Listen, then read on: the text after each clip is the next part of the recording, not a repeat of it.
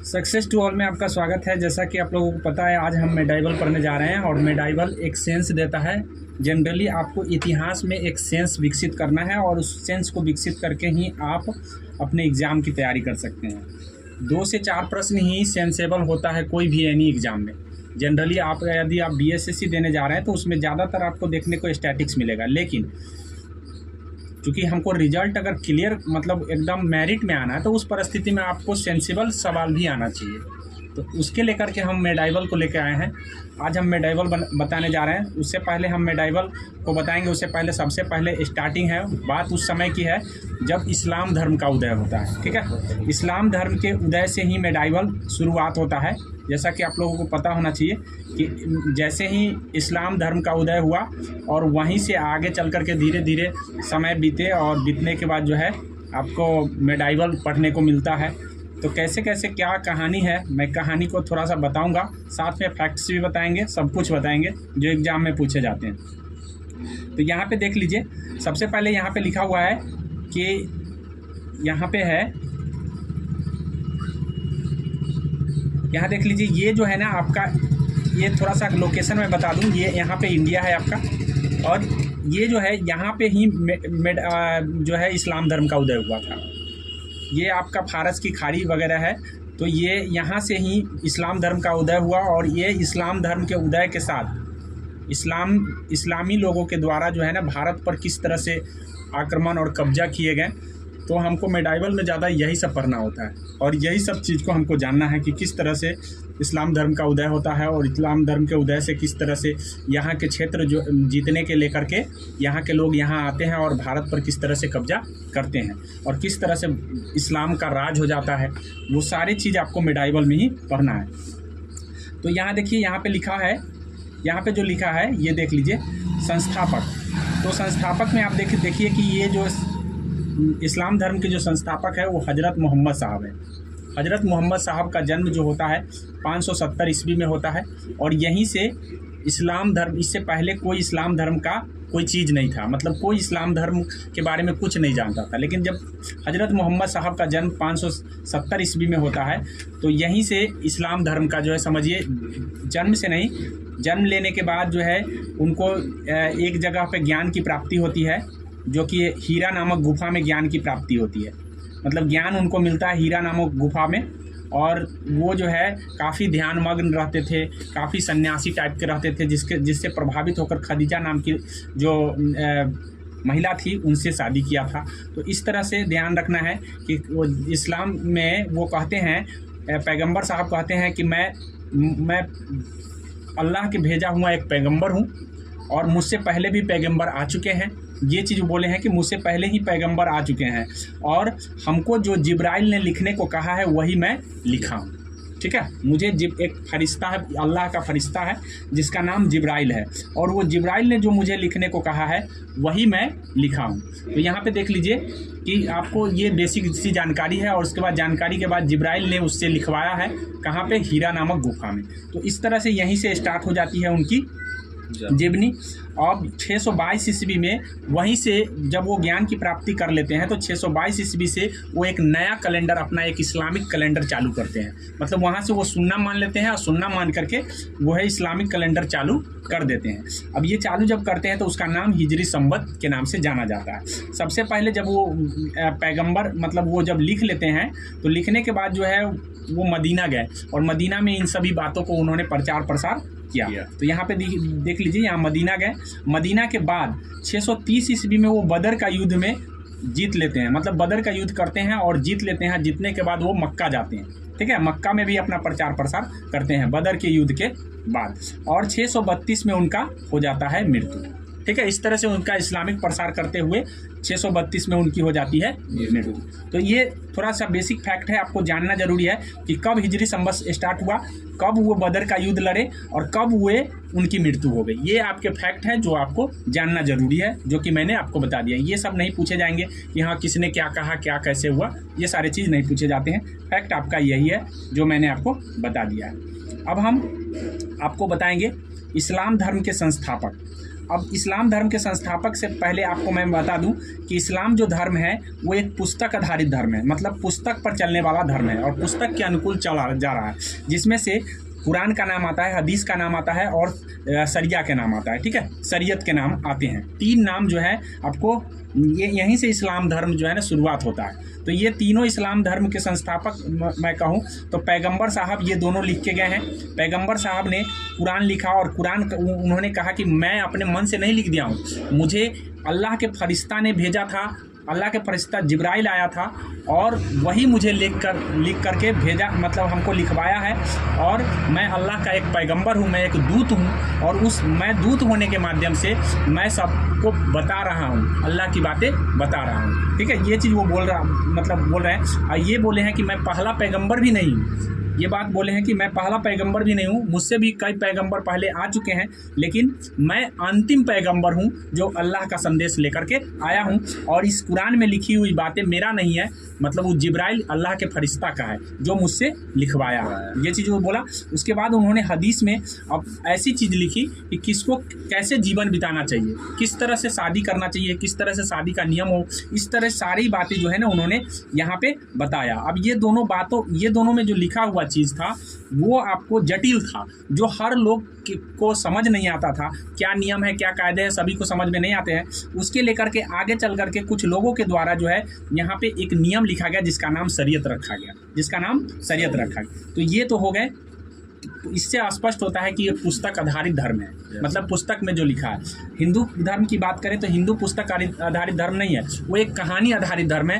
कहानी में जो कह दिया गया लोग उसको मान लिया। जैसे रामायण पढ़ते हैं तो ये सब एक कहानी लिखा गया है, लेकिन ये जो है एक पुस्तक लिखा गया, उस पुस्तक के आधार पर लोग धर्म को मानने लगे हैं।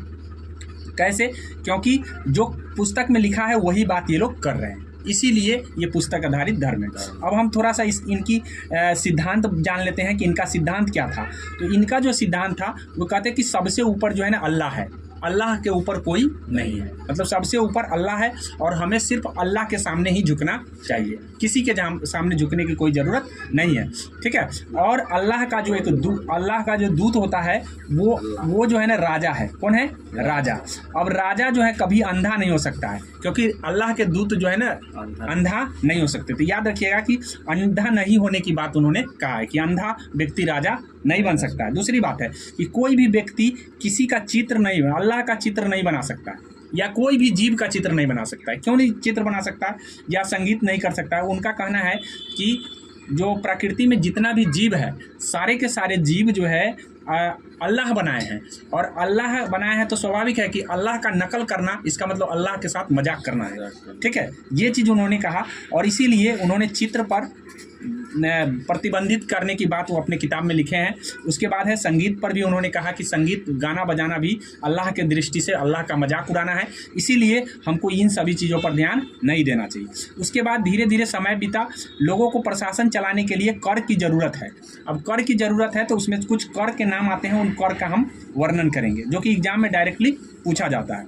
देखिए, सबसे पहले यहाँ पे दिया है कर जो है, यहाँ शरीयत के अनुसार, शरीयत में जो जिस हिसाब से लिखा गया था उसी के हिसाब से कर लोगों पर लगाया जाता था। जजिया लगाया जाता था गैर मुसलमानों पर। ठीक है, जजिया गैर मुसलमानों पर, अर्थात गैर मुसलमानों का मतलब है जो मुस्लिम नहीं होते थे और उनकी रक्षा अगर कोई बनता था तो स्वाभाविक है कि उनको टैक्स देना पड़ेगा। ठीक है, दूसरी बात है जकात।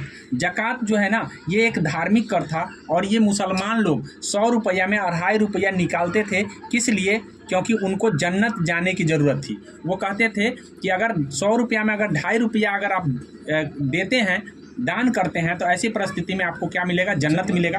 इसीलिए वो 100 रुपया में 2.5 रुपया वो कमाने के बाद वो दे देते थे। इसीलिए इस कर का नाम धार्मिक कर है। और पूछा जाता है कि जकात किस पर लगाया जाता था, तो मुसलमान खुद अपना से वो टैक्स देते थे, क्योंकि 100 रुपया में जानते थे कि 2.5 रुपया हमको छोड़ना है। ठीक है, ऐसे। और एक खुम्स था, खुम्स जो लूट का माल था। इस लूट के माल में 100 रुपया में 20 रुपया जो है ना आपको देना पड़ता था, ठीक है, और 80 रुपया सैनिक रखते थे। लेकिन अलाउद्दीन के काल में इसका रिवर्स हो गया था। रिवर्स होने का मतलब है अलाउद्दीन ने 80 रुपया खुद रखा था और 20 रुपया सेना को देता था। मतलब जिस समय अलाउद्दीन का काल आएगा, अलाउद्दीन खिलजी के काल आएंगे, तो उस समय हम बताएंगे कि किस तरह से अलाउद्दीन के खिलजी के काल चले थे। तो ध्यान रखना है कि 80 रुपया जो है, 80 रुपया कौन राजा मतलब आया जो 80 रुपया खुद लेने लग गया, 20 रुपया सेना को जो लूट के लाता था उसको देता था। इस तरह से ध्यान रखना है। खुम्स जो है ना एक लूट का टैक्स था। उसके बाद खराज था। खराज जो है भूमि पर लगाए जाते थे, जैसा उपजा होता था उपज के हिसाब से खराज जो है लगाए जाते थे। तो ये ध्यान रखना है। अब हम बात करते हैं मध्यकालीन भारत। आपने सुना कहानी कि किस तरह से मध्यकालीन भारत में मोर आया, और मोर आने के बाद जो है किस तरह से मुसलमानों का उदय हुआ और धीरे धीरे मुसलमान लोग हमारे यहाँ आए और अन्य जगह पर भी अपना वर्चस्व बनाने की कोशिश किए। तो हम मध्यकालीन भारत को दो भागों में बांट के पढ़ते हैं। एक पूर्व मध्यकाल होता है, एक उत्तर मध्यकाल होता है। और उत्तर मध्यकाल में ही आपको सल्तनत पढ़ना है और मुगल पढ़ना है, अर्थात सल्तनत और मुगल। तो आज हमारा जो डिस्कशन होगा वो यही सल्तनत कालीन पर होगा। इससे पहले सल्तनत कालीन से पहले कुछ आक्रमण हुए हैं, उनको हमको जानना जरूरी है। तो चलिए कर व्यवस्था की बात कर लेते हैं। सबसे पहले यहाँ पे पूछा जाता है कि ये जो कर व्यवस्था है, ये जजिया कर जो है ना किसने लगाया, प्रथम बार जजिया कर का जो लगाया किसने, तो ये पहले ही बता चुके हैं कि गैर मुसलमानों पर लगाए जाते थे, ठीक है। लेकिन एक बात था कि सिर्फ कमाने वाले पर ही कर लगता था, जो कमाते नहीं थे, बच्चा पर बूढ़ा पर ये कर नहीं लगता था, ठीक है। बच्चे बूढ़े और ब्राह्मण पर कर नहीं लगते थे, बाद बाकी सभी को देना पड़ता था। मतलब ब से बच्चा, ब से बूढ़ा, ब से ब्राह्मण, इन सभी पर कर जो है ना नहीं लगाए थे। कौन सर्वप्रथम स्टार्ट किया था? तो मोहम्मद बिन कासिम। और मोहम्मद बिन कासिम के द्वारा ही सबसे पहले जो है ना भारत पर आक्रमण, आगे हम पढ़ेंगे कि किस तरह से। उसके बाद है ब्राह्मणों पर भी कर लगा दिया। कौन? तो एफएसटी का मतलब है फिरोज शाह तुगलक। आगे जब फिरोज शाह तुगलक का शासनकाल आता है तो उस समय देखने को मिलेगा। हालांकि हम फुल डिस्कशन मतलब A to Z सबका मतलब काल के बारे में बताएंगे, लेकिन अभी जनरली ये शॉर्ट में आपको बता देते हैं जो एग्जाम में आपके आते हैं, ठीक है। तो एफएसटी का मतलब होता है फिरोज शाह तुगलक। फिरोज शाह तुगलक ने ब्राह्मणों पर भी जजिया कर लगा दिया था। क्या है कि वो कहे थे कि ब्राह्मण को भी बहुत बड़ा कमाई है, क्योंकि ब्राह्मण जब दान लेते थे तो बहुत ज़्यादा उनको इनकम होने लगा, बढ़ने लगे। ऐसी परिस्थिति में टैक्स उन पर भी लाद दिया गया। तो कौन लाद दिया? फिरोज शाह तुगलक। आगे चल करके मोहम्मद शाह आता है, जो मोहम्मद शाह उसको सारे जजिया कर को ही समाप्त कर देता था। पूछा जाता है कि वो सल्तनत कालीन राजा कौन था जिसने जजिया कर को समाप्त ही कर दिया। हालांकि आगे चल करके फिर शुरू हो जाता है, फिर आगे अकबर ख़त्म कर देता है। तो इस तरह से आगे हम जैसे जैसे पढ़ेंगे वैसे वैसे बताएंगे, ठीक है। अब हम थोड़ा खलीफा के बारे में बता दे रहे हैं कि मोहम्मद जो पैगंबर थे, पैगंबर ने बताया कि दुनिया में जिस तरह से एक सूरज और एक चांद है, उसी तरीके से एक खलीफा होगा। क्या होगा? खलीफा। और खलीफा से ही जो सनद पत्र लेंगे वो सुल्तान कहलाएंगे। क्या कहलाएंगे? सुल्तान। तो याद रखिएगा, वो राजा खलीफा से सनद पत्र लेकर के ही सुल्तान कहे जाएंगे। वही राजा, जिनको सनद पत्र मिलेगा वही राजा कहलाएंगे। तो इस तरह से याद रखिए कि दुनिया में खलीफा कितने होंगे? एक ही होंगे। तो खलीफा को काफ़ी लोग पवित्र मानने लगे, क्योंकि पैगंबर मोहम्मद साहब का ये कहना था और पैगंबर मोहम्मद साहब के अनुसार लोग चलते थे। लेकिन आगे चल करके समय बदला, और समय बदले के बाद जो है ना कई खलीफा जन्म लिया, कई खलीफाओं जन्म लिए। जैसे पहला खलीफा जो हुआ यहाँ हजरत अबू बकर, जो कि ये खुद पैगंबर साहब के ससुर थे, ठीक है। हजरत अबू बकर। उसके बाद जो है हजरत उमर, उसके बाद हजरत उस्मान, हजरत अली। अब इस तरह से पैगंबर साहब जब मर गए तो कई खलीफा जन्म ले लिया। अब तो ये उनका बात रहा नहीं। ऐसी परिस्थिति में इन लोगों का हजरत जो अबू बकर थे, उनका कहना था कि खलीफा कौन बनेगा? चुने जाएंगे, क्योंकि पैगंबर साहब लिख के गए हैं कि खलीफा का चुनाव हो, ठीक है। तो खलीफा चुने जाएंगे। लेकिन इनका कहना, जो हजरत अली थे, इनका कहना था कि नहीं, खलीफा जो है ना पैगंबर साहब के कोई वंशज बनेंगे। ऐसी परिस्थिति में दो मुसलमान जो है ना दो गुट में बट गया। एक गुट जो कह रहे थे कि नहीं उनका वंशज बनेंगे वो शिया कहलाएं, और जो कह रहे थे कि नहीं चुने जाएंगे वो सुन्नी कहलाएं। तो इस तरह से मुसलमान के दो वर्ग खुद अपने आप में हो गया, और शिया और सुन्नी दो वर्ग बन गए। तो मेरे ख्याल से ये बात समझ में आ गया होगा कि किस तरह से खलीफा कई बने, और कई खलीफाओं में दोनों का दो मत आ गया। दो मत आने के कारण सुन्नी और शिया का जन्म हो गया। तो इस तरह से आपको ध्यान रखना है। अब हम बात करते हैं, जब इस तरह से हुआ तो कई तरह के वंशज बन गए, कई तरह के वंशज बन गए, जिसमें एक उम्मयद वंश आया, एक अब्बासी वंश आया, एक फातिमा वंश आया। ठीक है, जब आप मेडाइवल पढ़ेंगे तो इन सभी के बारे में पढ़ना पड़ता है। ठीक है, लेकिन हमको एग्जाम के दृष्टि से पढ़ना है, इसलिए हम शॉर्ट में पढ़ रहे हैं। उम्मयद वंश सीरिया में बना, ठीक है, अब्बासी वंश जो है ना बगदाद में बना, और फातिमा वंश जो है ना मिस्र में बना। और ये सब अब सनद पत्र देने का काम करने लगे, मतलब जो सुल्तान बनता था उनको यहीं से सनद पत्र मिलता था। अर्थात कहने का मतलब पहले खलीफा एक हुआ करता था तो किसी को भी सनद पत्र लेने में काफ़ी परेशानी होती थी, लेकिन अब जो है जिसको जिससे आसानी से मिल जाए उसी से सनद पत्र लेकर सुल्तान बन जाता है। तो ये ध्यान रखिएगा, इस तरह से ध्यान रखना है कि कई गो वंश बन गया, कई वंश बनने के बाद उम्मयद वंश कहाँ बना, सीरिया में, वही अब्बासी वंश कहाँ बना, बगदाद में, वही फातिमा वंश कहाँ बना, तो मिस्र में। और ये सब जो है क्या करने लगे, खलीफा के रूप धारण कर लिए और खलीफा बन करके लोगों को क्या करने लगे, सनद पत्र देने लगे। जो सनद पत्र प्राप्त करता था वो सुल्तान बनता था और सुल्तान बन के वहाँ का राजकाज संभालता था। तो इस तरह से ध्यान रखना है।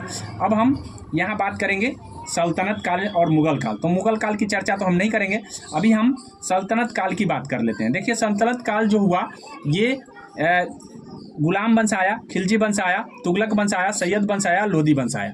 इतने वंश जो है ना आपको सल्तनत काल में देखने को मिलेगा। और ये अगर पूरा वंश पढ़ लिए तो आपको क्लियर हो गया, मतलब सल्तनत कालीन क्लियर हो गया। उसके बाद हम आगे बताएंगे कौन सा, मुगल काल, लेकिन पहले इसको ख़त्म करने के बाद।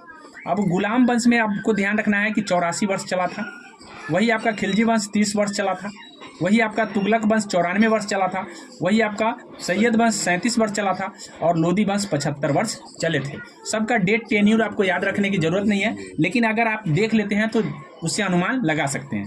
तो इसमें पूछा गया है कई बार एग्जाम में कि कौन सा वंश सल्तनत काल में सबसे ज़्यादा दिन चला था, तो याद रखिएगा कि यहाँ पे तुगलक वंश चला था। और सबसे कम वाला भी कभी कभी पूछ लिया जाता है, तो खिलजी वंश सबसे कम चला, क्योंकि यहाँ पे कम ही राजा हुए हैं और एक दो राजा को पढ़ना है, वो दो राजा को हम बताएंगे आगे। यहाँ देख लीजिए, तो मेरे ख्याल से ये समझ में आ गया होगा कि जो गुलाम वंश, अच्छा इसको याद करने का क्या ट्रिक है, गुलाब खिला तो सूंघ लो, गुलाब खिला तो, ठीक है, ये याद रखने का तरीका है, गुलाब खिला, ठीक है, खिला तो सूंघ लो, ठीक है। इसका मतलब है गुलाब से गुलाब वंश, ठीक है, खिला से खिलजी वंश, ठीक है, तो से तुगलक वंश, और सूंघ से सैयद वंश, ठीक है, और लो से लोदी वंश। तो गुलाब खिला तो सूंघ लो, इस तरह से ये टेन्यूर आपको मतलब वो कर्म याद रहेंगे। ये ऐसे याद मतलब कभी कभी सीरीज में भी समझा दे दिया जाता है। अब उसके बाद मैं आपको बता दूं कि इसमें जो है इसमें आपको जो शासन बना है, तो शासक जो है इसमें दो तरह के मुसलमान बने हैं। अब दो तरह के मुसलमान बने हैं, तो यहाँ देख लीजिए, एक मुसलमान तुर्क हुए और एक मुसलमान अफगान हुए, ठीक है, अफगान। यहाँ पे देखिए अफगान मुसलमान कौन है, तो लोदी वंशज जो है ना अफगानी थे, ठीक है, लोदी वंशज जो थे अफगानी थे।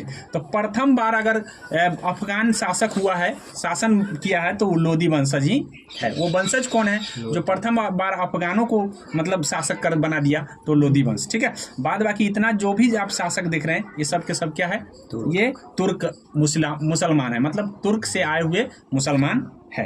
तो इस तरह से आपको ध्यान रखना है कि तुर्क शासक की स्थापना सबसे पहले, मतलब अपने भारत में अगर कोई मुसलमान स्थापना किया है सत्ता, तो ये तुर्क शासक ही है। क्योंकि अब हम जानेंगे कि कौन कौन से मुसलमान हमारे यहाँ आए हैं। तो यहाँ पे देखिए इस्लाम की बात करें तो हमारे यहाँ इस्लाम जो है 3 तरह के इस्लाम आए हैं। अरब आए पहले, उसके बाद तुर्क आए, उसके बाद अफगान आए।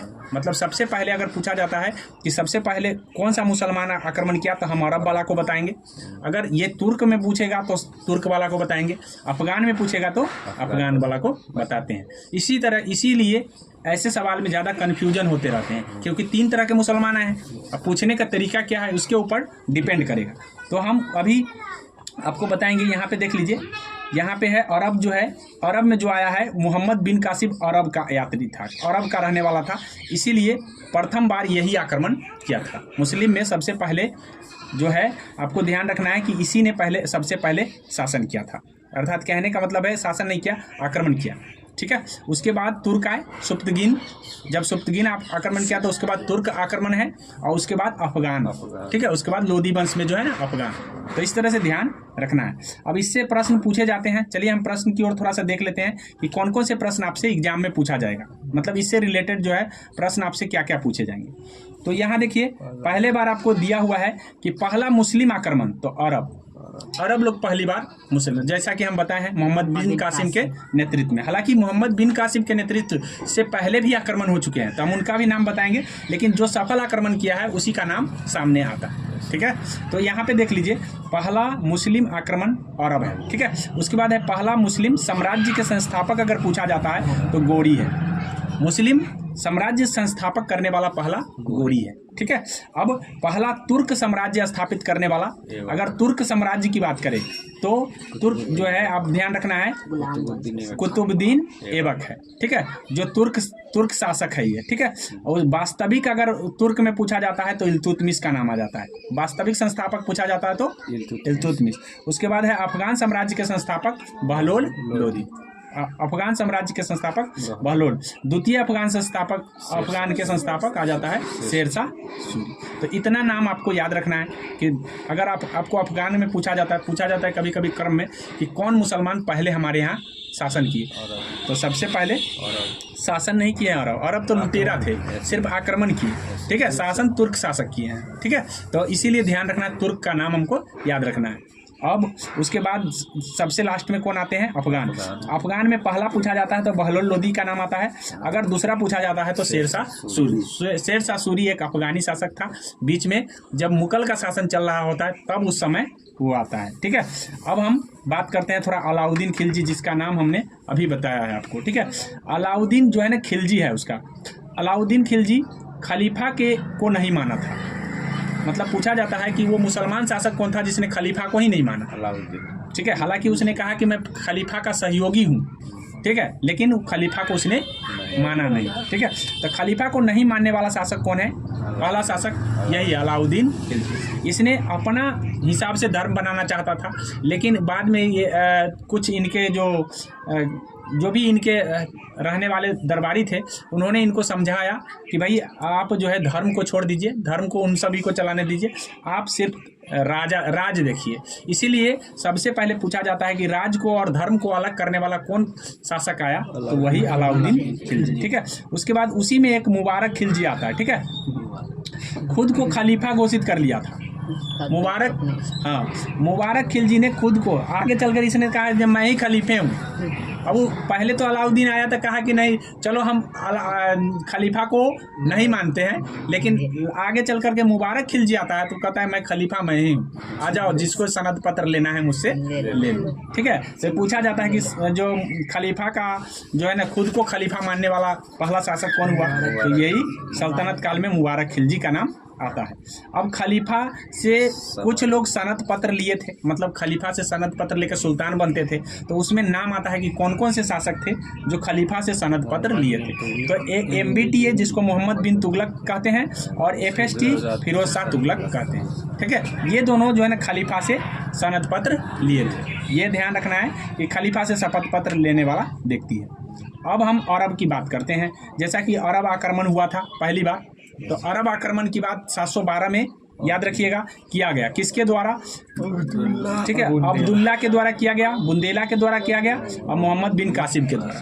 तो चूंकि ये सब जो आए तो आक्रमण तो किए, लेकिन ये सफल आक्रमण इनसे नहीं हो पाया, मतलब ये किसी तरह का मतलब छेड़छाड़ नहीं हो पाया।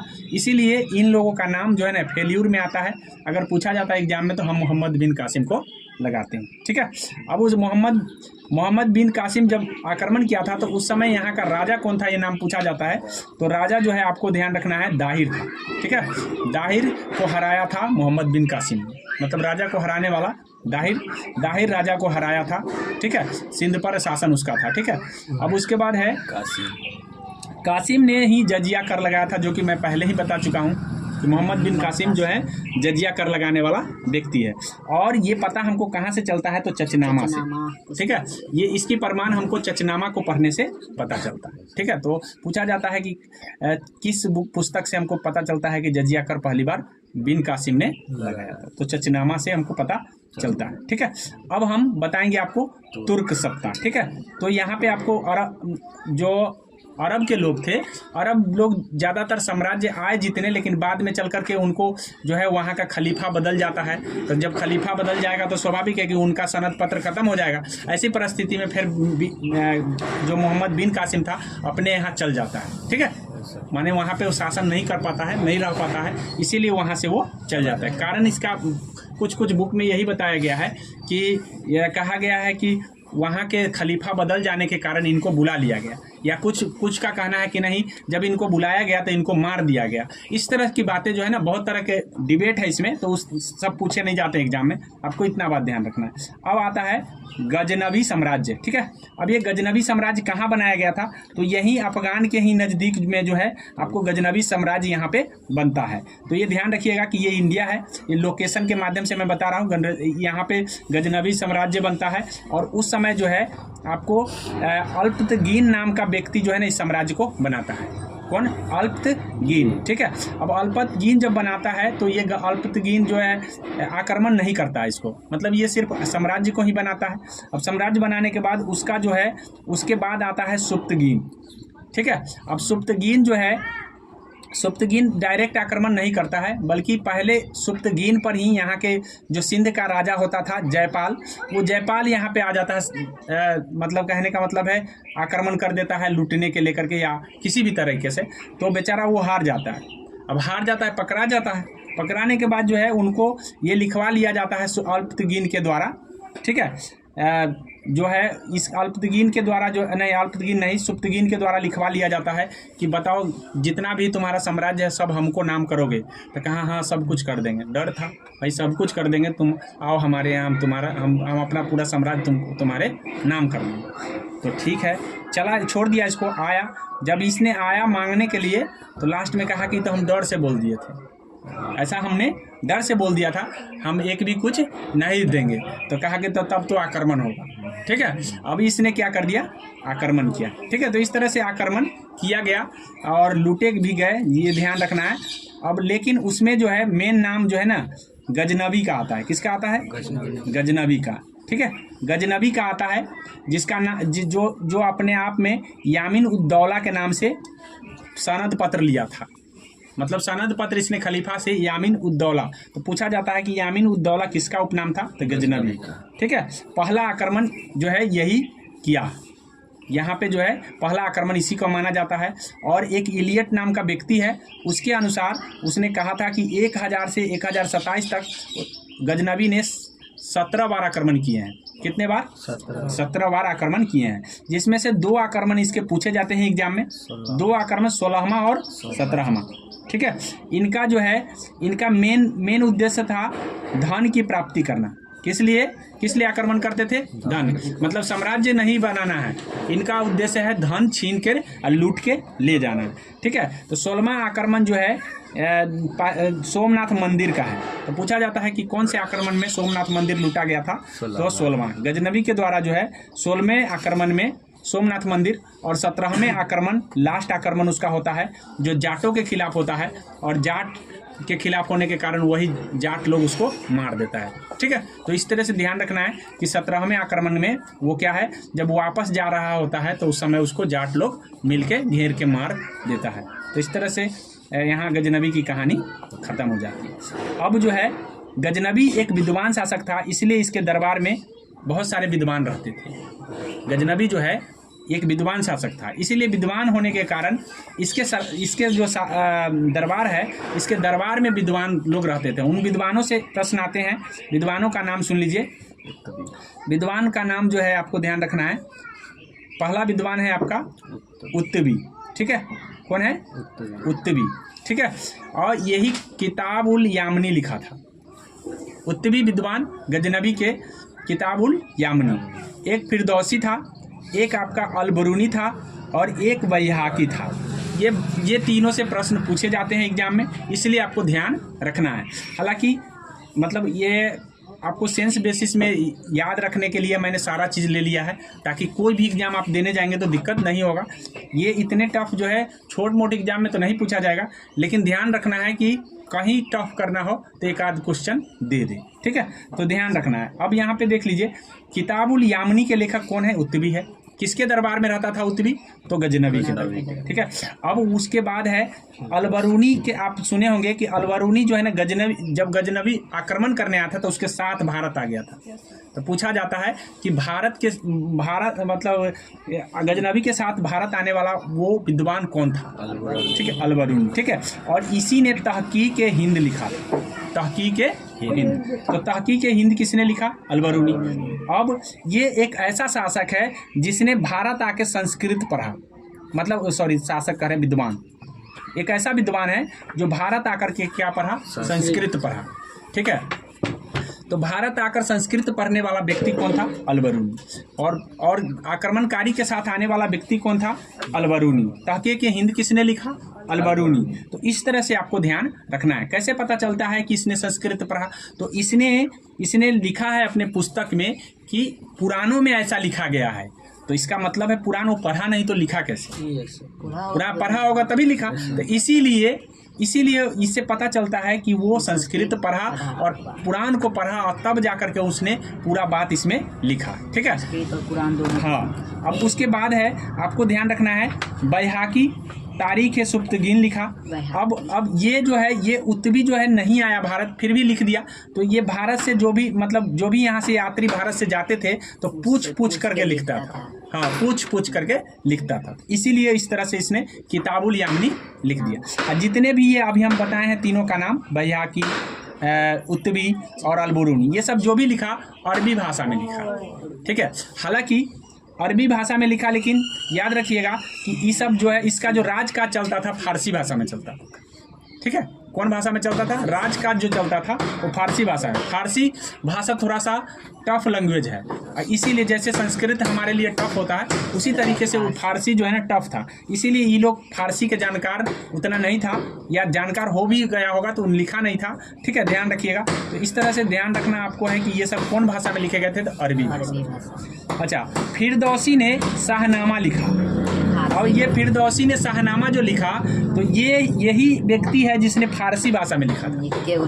ठीक है, फारसी भाषा में कहा जाता है कि गजनवी के द्वारा कहा गया कि फारसी भाषा में इसको लिखने के लिए, तो इसने कहा कि ठीक है लिख देंगे, लेकिन वो बोला कि सोना का हम सिक्का लेंगे। तो सोना का सिक्का लेने की बात ऐसा कहा जाता है, किसी बुक में लिखा है कि सोना का सिक्का डिमांड किया था, तो कहा ठीक है सोना का सिक्का देंगे। जब इसने लिख दिया तो लिखने के बाद उसको चांदी के सिक्का दे दिया। अब चांदी के सिक्का जब दे दिया तो बेचारा उस शोक में क्या हुआ कि आत्महत्या कर लिया। इसीलिए इसका नाम जो थोड़ा दुख के साथ व्यक्त किया जाता है। ये सब सुन करके लोगों को दुख हुआ कि भाई सोना का सिक्का दे देता था कितना अच्छा होता। तो ये बात ध्यान रखना है। ठीक है। तो ये सब कहानी है, इस कहानी की तरीके से आपको ध्यान रखना है। आगे हम बढ़ते हैं। तो शाहनामा के लेखक आपको ऐसे याद रहेगा कि हाँ शाहनामा फिरदौसी, अच्छा सोना का सिक्का मांगा था तो नहीं दिया था गजनवी। तो ये सब आपको ध्यान में माइंड में रखने के लिए हमने ऐसा बता दिया। ठीक है। अब यहाँ पे देख लीजिए, गौड़ साम्राज्य की बात करते हैं। तो हमारे यहाँ जो आक्रमण हुआ सबसे पहले गौरी के द्वारा ही साम्राज्य बनाने के लिए किया गया था। मतलब कहने का मतलब है अपना साम्राज्य स्थापित करने के लिए और मुस्लिम धर्म के प्रचार प्रसार कह सकते हैं करने के लिए यह मोहम्मद गौरी, जिसका नाम मोहम्मद बिन शाम गौर था, पूरा नाम मोहम्मद बिन शाम गौर था, उसने ही आक्रमण किए थे। तो सबसे पहला जो है ना उसका आक्रमण 1175 में होता है। तो पूछा जाता है कि गौरी का पहला आक्रमण कब हुआ? तो 1175 में। कहाँ पर किया था? मुल्तान पर। और मुल्तान को इसने जीत भी लिया था। ठीक है। तो पहला आक्रमण में वो सफल हो जाता है। फिर 1178 में कहा जाता है कि 1178 में फिर वो आक्रमण ललचा के करता है। तो मूलराज या भीमराव द्वितीय उसी का नाम था। इसने इतना कस के हराया कि वो कहा जाता है कि 20 साल तक वो भूल गया आक्रमण करना। ठीक है। 1178 में मूलराज या भीम द्वितीय ने हराया, इतना हराया कि वो फिर आना भूल गया 20 साल तक। ठीक है। यानी कहने का मतलब कहा जाता है। तो ये ध्यान रखना है, 1178 में उसने हरा दिया था।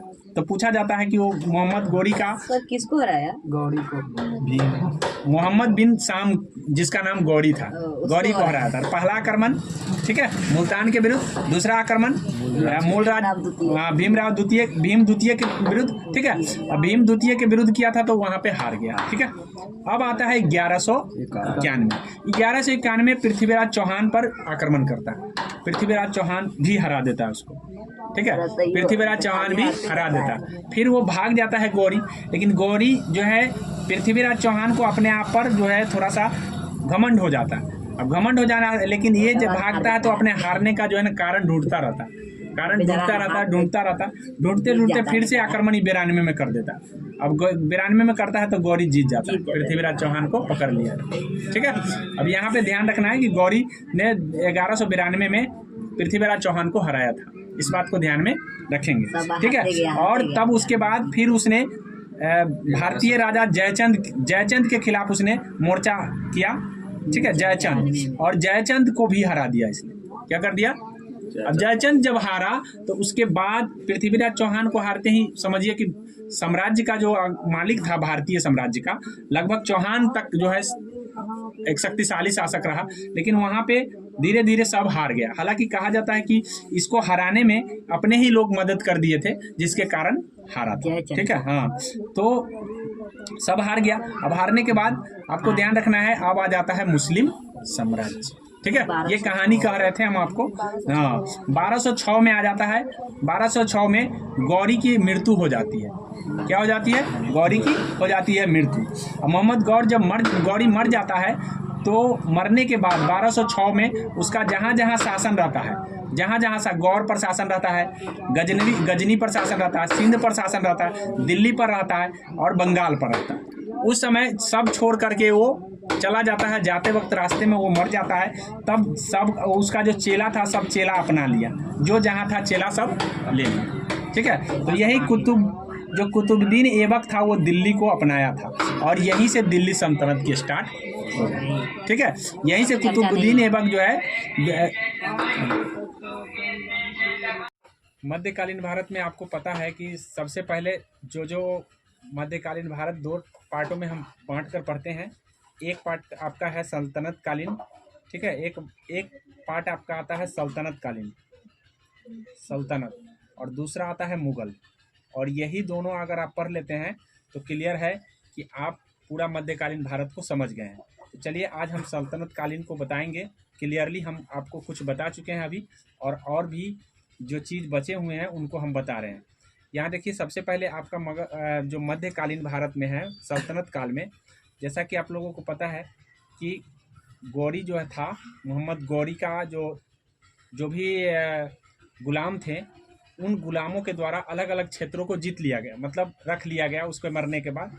तो कुतुबुद्दीन ऐबक नाम का व्यक्ति ने, इसने जो है ना अपना शासन बनाया, और उसके बाद जब कुतुबुद्दीन मर जाता है तो इल्तुतमिश आता है। इल्तुतमिश मरने के बाद इनका बेटा आता है, लेकिन वो ज़्यादा दिन तक शासन नहीं कर पाता है, उसको हटा करके रजिया बन जाता है।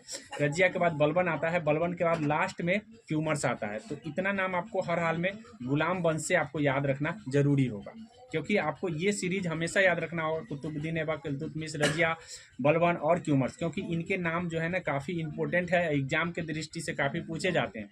और भी शासक आए हैं लेकिन उनका नाम इम्पोर्टेंट नहीं है, क्योंकि वो ज़्यादा दिन तक रहे नहीं है। तो इतना नाम आपको गुलाम वंश में याद रखना है। जस्ट लाइक उसी तरीके से खिलजी वंश में आपको याद रखना है। खिलजी वंश में आपको क्या क्या याद रखना है। उसके बाद खिलजी वंश आता है तो जलालुद्दीन खिलजी आता है, अलाउद्दीन खिलजी आता है, मुबारक खिलजी आता है और खुसरो शाह आता है। तो इतना नाम आपको खुसरो शाह को इसलिए याद रखना है क्योंकि ये अंतिम है, और जलालुद्दीन खिलजी को इसलिए याद रखना है क्योंकि इसने स्थापना किया था, और अलाउद्दीन खिलजी को इसलिए याद रखना है क्योंकि मध्यकालीन इतिहास में इसका नाम बहुत बड़ा है, क्योंकि इसने पूरे दक्षिण भारत से लेकर उत्तर भारत तक जीत दर्ज किया था। मुबारक खिलजी को भी याद रखना है क्योंकि ये एक महाविद्वान रहा है, इसीलिए मुबारक खिलजी का नाम भी आता है, क्योंकि इसके मरने के बाद यही शासन करने आता है। तो इस तरह से खिलजी वंश में है। तुगलक वंश की बात कर लेते हैं तो तुगलक वंश में आपको, इसके बाद तुगलक वंश आता है। गियासुद्दीन तुगलक जो है ना, तुगलक वंश की स्थापना करता है, इसलिए इसका नाम याद रखना चाहिए। और उसके बाद है मोहम्मद बिन तुगलक, जो कि काफ़ी रिसर्च किए हैं अपने जीवन काल में, इसीलिए इसका नाम याद किया जाता है। और लास्ट जो तुगलक वंश में आता है नसरुद्दीन मोहम्मद। तो संस्थापक और लास्ट वाले पूछे जाते हैं एग्जाम में, बीच में जो भी अच्छा कार्य किए हैं या जो भी कुछ किए हैं उनके लेकर के पूछे जाते हैं। तो तुगलक वंश आपको इस तरह से याद रखना है। उसके बाद आता है सैयद वंश। सैयद वंश जो है ना, सैयद वंश के संस्थापक जो है ना खिज्र खां है। उसके बाद मुबारक शाह भी अपने आप को एक तरह के विद्वान माने जाते हैं, इसीलिए इसका नाम याद रखना है। और लास्ट जो है आपका अलाउद्दीन आलम शाह इसका लास्ट शासक बनता है, इसीलिए आपको नाम इसका याद रखना जरूरी है। इसी तरीके से आपका लोदी वंश आ जाता है, और लोदी वंश के संस्थापक जो है बहलोल लोदी है। एक प्रकार का ये अफगान है, इसीलिए अफगानी शासक यहाँ से शुरू होता है, और इसलिए आपको याद रखना जरूरी होता है। सिकंदर लोदी और इब्राहिम लोदी जो कि लास्ट शासक बनता है, और जो पानीपत का युद्ध होता है 1526 में, इसके बाद जो है ना सल्तनत काल खत्म हो जाता है, इसके बाद स्टार्ट हो जाता है मुगल काल। तो हम इसी पर प्रकाश डालेंगे। सबसे पहले आपको ध्यान रखना है कि इन सभी चीज़ों को आपको एक बार 100% है कि लिखना जरूर है, जब तक लिखेंगे नहीं तब तक याद नहीं होगा, ठीक है। तो पहला शासक कुतुबुद्दीन ऐबक, इल्तुतमिश, रजिया, बलबन, कैमूर्स, ठीक है, क्यूमर्स। तो इतना नाम आपको हर हाल में याद रखना है। खिलजी से आ गए तो खिलजी में, और इसको याद करने का तरीका मैं बता चुका हूँ, लेकिन ऐसे मैं फिर से बता दे रहा हूँ। गुलाब खिला, ठीक है, तो सूंघ लो, तो सूंघ लो, ठीक है। तो इस तरह से गुलाब से हो गया आपका गुलाम वंश, खिला से खिलजी वंश, ठीक है, तो से तुगलक वंश, सु से सुंग वंश, लो से लोदी वंश, ठीक है, लो से लोदी वंश, ठीक है। इस तरह से ध्यान रखना है, सुंग वंश नहीं होगा, सैयद वंश होगा, ठीक है। तो इस बात को ध्यान रखना है, और सबके राजा का नाम याद रहेंगे तभी जा करके इनके बात याद रहेंगे, अन्यथा याद रहने वाले नहीं है। चलिए हम अब बात करते हैं गौरी साम्राज्य। जैसा कि आप लोगों को पता है कि जब मोहम्मद गौरी आया हमारे यहाँ तो वो साम्राज्य स्थापित किया, और गौरी साम्राज्य कहाँ से कहाँ तक था, ये जो दिख रहा है ये यहाँ इतना ही भाग पर गौरी का साम्राज्य हुआ करता था। अर्थात कहने का मतलब है कि ये इतना ही साइड तक वो जीत पाया था और अपने साम्राज्य को बना पाया था। जब ये मर गया तो इसके बाद इसका जो गुलाम होता है ऐबक शासक बन जाता है, और ऐबक जो है ऐबक की शासनकाल के बाद जो है लास्ट में सबसे अगर बड़ा साम्राज्य बढ़ता है तो ये आपका इल्तुतमिश के है। तो गुलाम वंश में सबसे ज़्यादा अगर कोई वास्तविक संस्थापक माना जाता है तो इल्तुतमिश ही माना जाता है, क्योंकि ऐबक ज़्यादा दिन तक शासन नहीं कर पाता है, क्योंकि ये घोड़े से गिरने के कारण इसकी मौत हो जाती है। तो ऐबक के बारे में हमें क्या क्या याद रखना है, चलिए हम ऐबक के बारे में डायरेक्ट प्रश्न जिससे पूछे जाते हैं वही बताएंगे आपको। यहाँ देखिए, सबसे पहले तो याद रखना है कि सल्तनत जो है ये सुल्तान की अवधारणा नहीं धारण करने वाला व्यक्ति है, मतलब ये अपने आप को सुल्तान नहीं बनाया, ठीक है, ये सनद पत्र नहीं लिया किसी से, और सुल्तान अपने आप को नहीं बनाया था। सिपा सलाहकार की उपाधि धारण इसने किया था। तो याद रखिए, सुल्तान नहीं धारण किया अपने जीवन काल में। उसके बाद है तुर्क साम्राज्य के संस्थापक, यही माना जाता है, ठीक है, तुर्क साम्राज्य के संस्थापक, अर्थात कहने का मतलब, तो तुर्क साम्राज्य के संस्थापक पूछा जाता है कि प्रथम तुर्क साम्राज्य किसने बनाया था, तो ये कुतुबुद्दीन ऐबक ही बनाया था। इसे लाख वक्स कहा जाता है। पूछा जाता है कि लाख वक्स के नाम से कौन प्रसिद्ध है, क्योंकि ये काफ़ी लाखों में दान दिया करता था, इसीलिए इसको लाख वक्स कहा जाता है। पील वक्स कहा जाता है, ज़्यादा यदि अगर ये खुश हो जाता था तो लोगों को हाथी भी दान में दे देता था, इसीलिए इसका नाम पील वक्स भी है। तो लाख वक्स किसे कहा जाता है, कुतुबुद्दीन ऐबक। ज़्यादा हाथी मतलब ज़्यादा किसी से अगर खुश हो गया तो वो अपना हाथी भी दान दे देता था, इसीलिए इसको पील वक्स कहा गया है। कुरान खवा कहा गया इसको। कुरान खवा क्यों कहा गया है, तो कुरान खवा इसलिए क्योंकि ये मीठी बानी में कुरान को पढ़ लेता था, इसीलिए इसको कुरान खवा के नाम से जाना गया है। अमीर आखुर इसने एक पद बनाया था। पूछा जाता है कि अमीर आखुर किससे संबंधित है, तो ये अमीर आखुर जो है खूर से याद रखिए, घोड़े का खूर, ठीक है, घोड़े के जो अस्तबल होता है उसी को हम अमीर आखुर, मतलब अस्तबल के प्रधान को अमीर आखुर कहा गया है। मतलब पहले क्या करते थे कि कोई भी राजा अपने घोड़ा रखता था, तो घोड़ा का एक घर होता था, उस घर का नाम जो है ना अस्तबल होता है, और उस अस्तबल का मेन आदमी जो होता है उसी को हम अमीर आखुर कहते हैं।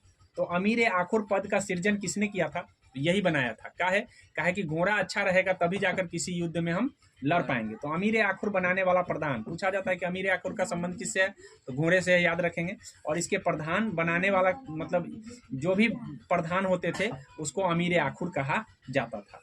और उसके बाद है इसने अपनी राजधानी लाहौर बनाया था, याद रखेंगे कि ऐबक ने अपनी राजधानी कहाँ बनाया था, तो लाहौर। अब ये याद रखिएगा कि ऐबक की मृत्यु जो है ना घोड़े के गिरने से, ऐबक की मृत्यु जो है घोड़े से गिरने से हो जाती है। अर्थात जब ये चौगना खेल रहा था, चौगना या पोलो उसी को कहते हैं, ठीक है। चौगना खेलते वक्त जो है, चौगना कहने का मतलब घोड़ा पर चढ़ करके हम किसी चीज़ को मारते हैं उसको चौगना कहते हैं। अब ये ध्यान रखेंगे कि इसी को नाम पोलो भी है, ठीक है। तो पोलो खेलते वक्त उसकी मृत्यु हो जाती है। पूछा जाता है कि वो पोलो किसका देन है, तो तुर्क लोगों का देन है। क्यों? क्योंकि यही पोलो जो है ना प्रचलन किया था भारत में। तो भारत में पोलो किसका देन है, तुर्क लोगों का, ठीक है। पोलो में 4 खिलाड़ी होते हैं, याद रखें। PILO अगर आप लिखेंगे अंग्रेजी में PILO, ठीक है। 4 अक्षर है इसलिए 4 खिलाड़ी होता है, इस बातों को ध्यान रखेंगे। तो इतना बात आपको ऐबक से याद रखना है। तो ऐबक से क्या क्या याद रखना है मैं एक बार रिवाइज कर दे रहा हूँ। ऐबक से याद करना है कि सुल्तान की उपाधि नहीं धारण किया, तुर्क साम्राज्य का पहला संस्थापक हो गया, इसे लाखों में दान देने के लिए लाख बख्श कहा गया, हाथी को दान देने के लिए पील बख्श कहा गया। उसके बाद कुरान खबा कहा क्योंकि यह सुंदर में कुरान पढ़ लेता था। उसके बाद उसने एक पद बनाया जिसका नाम है अमीर आखुर, मतलब घोड़े के प्रधान, घोड़े के अस्तबल के प्रधान को अमीर आखुर कहा गया। ये पद किसने बनाया, ऐबक ने बनाया था। ये इसने अपनी राजधानी कहाँ बनाया था, लाहौर बनाया था। इसने कौन से खेल का प्रचलन किया था, तो पोलो का। पोलो खेलते ही इसकी मृत्यु हो गई। तो इस तरह से हम ऐबक के बारे में इतना 100% आपको ध्यान रखना है। अब हम आते हैं थोड़ा सा आराम शाह। इसके बाद जो है ना, इसके बाद जो है गद्दी पर आता है आराम शाह। लेकिन आराम शाह कुतुबुद्दीन ऐबक का बेटा होता है। आराम शाह कोई कमजोर शासक रहता था, इसीलिए इसको मार करके इल्तुतमिश खुद गद्दी पर बैठ जाता है। इल्तुतमिश कौन है, इल्तुतमिश खुद गुलाम, ऐबक का गुलाम है और साथ में दामाद भी है। तो दोनों है, दामाद भी है और गुलाम भी है। इसको कमजोर देख करके इसको मार करके और खुद गद्दी पर बैठ जाता है। तो अब यहाँ से गुलाम वंश में जो है ना वास्तविक संस्थापक के रूप में यही जाना जाता है। तो इसके बारे में हमको क्या क्या याद रखना है, इसके बारे में याद रखना है कि अगर आपसे पूछ दिया जाए कि वास्तविक संस्थापक कौन है तुर्क साम्राज्य का, तो यही इल्तुतमिश का नाम आता है, ठीक है। इसने अपनी राजधानी चेंज कर दिया, दिल्ली ले आया, लाहौर से कहाँ ले आया, दिल्ली ले आया। तो राजधानी दिल्ली बनाने वाला प्रथम सुल्तान कौन है, तो इल्तुतमिश है, ठीक है। खलीफा से इसने सनद पत्र लिया और वास्तविक सुल्तान कहलाया। वास्तविक सुल्तान, जैसा कि हम बोले हैं कि भाई पहले दुनिया में पैगंबर मोहम्मद साहब का कहना था कि दुनिया में एक खलीफा हो। जिस तरह से दुनिया में एक चांद और एक सूरज होता है, उसी तरीके से दुनिया में एक ही खलीफा हो। तो दुनिया में एक खलीफा हो तो एक ही खलीफा जिसको आदेश देंगे वही मतलब प्रतिनिधि बनेंगे। तो प्रतिनिधि बनने का मतलब है कि यहाँ पे खलीफा, जो भी खलीफा जिसको सुल्तान बनाते थे, सनद पत्र देते थे, वो सुल्तान बनता था। तो सुल्तान का उपाधि धारण करने वाला पहला ये वैद सुल्तान माना जाता है इल्तुतमिश को। आगे हम आपको बताएंगे कि इसने 40 सरदारों, 40 अमीरों लोगों को इकट्ठा करके एक समूह बनाया जिसका नाम तुर्कान चहलगानी रखा, ठीक है। जिसका नाम क्या रखा, तुर्कान चहलगानी, ठीक है। तुर्कान चहलगानी इसका पूरा नाम है। तो ये तुर्कान चहलगानी बनाने वाला व्यक्ति कौन है, इल्तुतमिश, ठीक है। तुर्कान चहलगानी बनाने वाला व्यक्ति कौन है, इल्तुतमिश। क्यों चहलगानी कहा गया, क्योंकि 40 सरदारों का ये दल था, ठीक है। और इसने इकता प्रथा चलाया। अब इकता प्रथा क्या होता है, इकता प्रथा कहने का मतलब है सेना को भूमि दिया जाने लगा वेतन के बदले। अब सेना को वेतन नहीं मिलेगा बल्कि उसके बदले में भूमि दिया जाएगा। तो इस प्रथा को क्या कहा गया, इकता प्रथा कहा गया। उसके बाद है आपको पूछा जाता है कि इसने अरबी सिक्के, शुद्ध अरबी सिक्के चलाने वाला प्रथम सुल्तान कौन हुआ, तो यही इल्तुतमिश है जो शुद्ध अरबी सिक्के चलाए थे। साथ में आपको याद रखना है कि इसने चांदी का टाका चलाया था। जो टाका रुपया चलाया था वो चांदी का हुआ करता था, वही तांबा का चलाया था वो जीतल था। तो पूछा जाता है कि सल्तनत काल में चांदी को क्या, चांदी किसका नाम था, तो टाका का, ठीक है। और सॉरी, टाका का क्या नाम था, चांदी। और जीतल का जो तांबा होता था, जीतल का जो पैसा होता था वो किसका होता था, तो वो तांबा का होता था, ठीक है। तो इस तरह से ध्यान रखना है, ये दोनों प्रथम चलाने वाला व्यक्ति सल्तनत काल में है। उसके बाद है आपको न्याय के लिए इसने 2 शेर बनाया था। बोला कि जिसको भी न्याय चाहिए शेर जो है शेर के गर्दन में घंटी लटका दिया, और घंटी लटकाने के बाद इसने बोला कि जिसको भी न्याय चाहिए आकर के इसको खींच लेना, खींचेगा उसको हम न्याय देंगे। तो इसलिए इसने शेर बनाया, और शेर बना करके क्या कर दिया कि उसमें घंटी लगा दिया, और जिसको न्याय चाहिए इस घंटी को हिला देना, न्याय देंगे। तो इस तरह की व्यवस्थाएं इसने की। उसके बाद है इसी के समय चंगेज खा का खतरा आया। इसके समय चंगेज खा जो खतरा आया, तो याद रखना ये है कि पूछा जाता है कि चंगेज खा किसके समकालीन था, तो इल्तुतमिश। क्योंकि इसी के समय चंगेज खा के खतरा आया। ठीक है, मंगोल का खतरा, मंगोल चंगेज खा जो थे वो मंगोली थे, तो याद रखेंगे कि मंगोल का खतरा लेकिन टल गया, आया लेकिन टल गया। काहे टल गया? क्योंकि मंगबर्नी नाम का कोई व्यक्ति का पीछा करते हुए चंगेज खा भारत आ गया था। ठीक है, मंगबर्नी नाम का व्यक्ति था जिसको रगेते मंगबर्नी भारत में आ गया। और मंगबर्नी जब भारत में आया तो इल्तुतमिश को बोला कि देखो इसको तुम यहाँ से भेज दो, नहीं तो हम तुम पर आक्रमण कर देंगे। तो मंगबर्नी को इसने भगा दिया, इल्तुतमिश ने यहाँ से भगा दिया। तो पूछा जाता है कि जो चंगेज खा था किसके समकालीन था, तो इल्तुतमिश के समकालीन थे। ऐसे क्वेश्चन आए हुए हैं कई बार एग्जाम में, और ये किसका पीछा करते हुए आता है? मंगबर्नी का। ठीक है, इसने रजिया को गद्दी पर बैठे, मतलब गद्दी देने की बात कहा था कि भाई अब हमारे मरने के बाद जो है ना कौन गद्दी पर आएगा? रजिया आएगा। वकालत कर दिया था पहले से, ऑलरेडी कह दिया था कि रजिया ही गद्दी पर आएगा। तो इतनी बात आपको ध्यान रखना है। मैं एक बार रिवाइज करा दे रहा हूँ उसको, ये बार बार रिवाइज करेंगे तो 100% है कि बात याद हो जाएंगे। और ये डायरेक्ट एग्जाम में जो पूछे जाते हैं वही सब चीज़ कलेक्ट करके आपको दिया गया है। तो यहाँ देखिए, सबसे पहला आपको बात पूछता है वास्तविक तुर्क संस्थापक इल्तुतमिश, राजधानी बनाने वाला दिल्ली को तो इल्तुतमिश। ठीक है, खलीफा से सनद लेने वाला वास्तविक सुल्तान तो इल्तुतमिश, तुर्क-ए चहलगानी बनाने वाला व्यक्ति तो इल्तुतमिश। उसके बाद है इक्ता प्रथा चलाया, इक्ता प्रथा क्या था ये पूछ लिया जाता है। चाहे तुर्कान चहलगानी क्या था ये भी पूछ लिया जाता है। तो आपको ध्यान रखना है 40 सरदार हैं यहाँ, और ये जो है सेना को भूमि में दान देने की बात कही गई है। उसके बाद है शुद्ध अरबी सिक्के चलाने वाला सुल्तान पूछेगा तो आप बता देंगे। लेकिन यहाँ पे बोला है वास्तविक संस्थापक अगर पूछता है तो इल्तुतमिश हो जाता है, लेकिन अगर पूरे भारत को जीतने वाला राजा पूछता है तो चंद्रगुप्त मौर्य हो जाता है। याद रखिएगा, ठीक है, इस बातों को भी ध्यान रखना है। पूछने के समय कैसे पूछ रहा है। चांदी का सिक्का को क्या टाँका कहा जाता था, तांबे के सिक्का को जीतल कहा जाता था। न्याय के लिए शेर कौन बनाया था? इल्तुतमिश बनाया था। मंगोल का खतरा किसके समय टल गया था? तो इल्तुतमिश के समय। मंगबर्नी किसके समय मतलब मंगबर्नी को पीछा करते हुए चंगेज का भारत आ गया था? तो इल्तुतमिश के समय। इतना बात आपको इल्तुतमिश से याद रखना है। आगे हम अब आते हैं रुकनुद्दीन। ठीक है, शाह तुर्कान के संरक्षण में रुकनुद्दीन। अब हम रुकनुद्दीन की बात कर लेते हैं। ये जो है थोड़ा रुकनुद्दीन की आपको ध्यान रखना है। जब इल्तुतमिश मरता है तो इल्तुतमिश की बेटी नहीं बनती है राजा, ठीक है, रुकनुद्दीन आ जाता है, और उसकी माँ होती है उसका संरक्षक।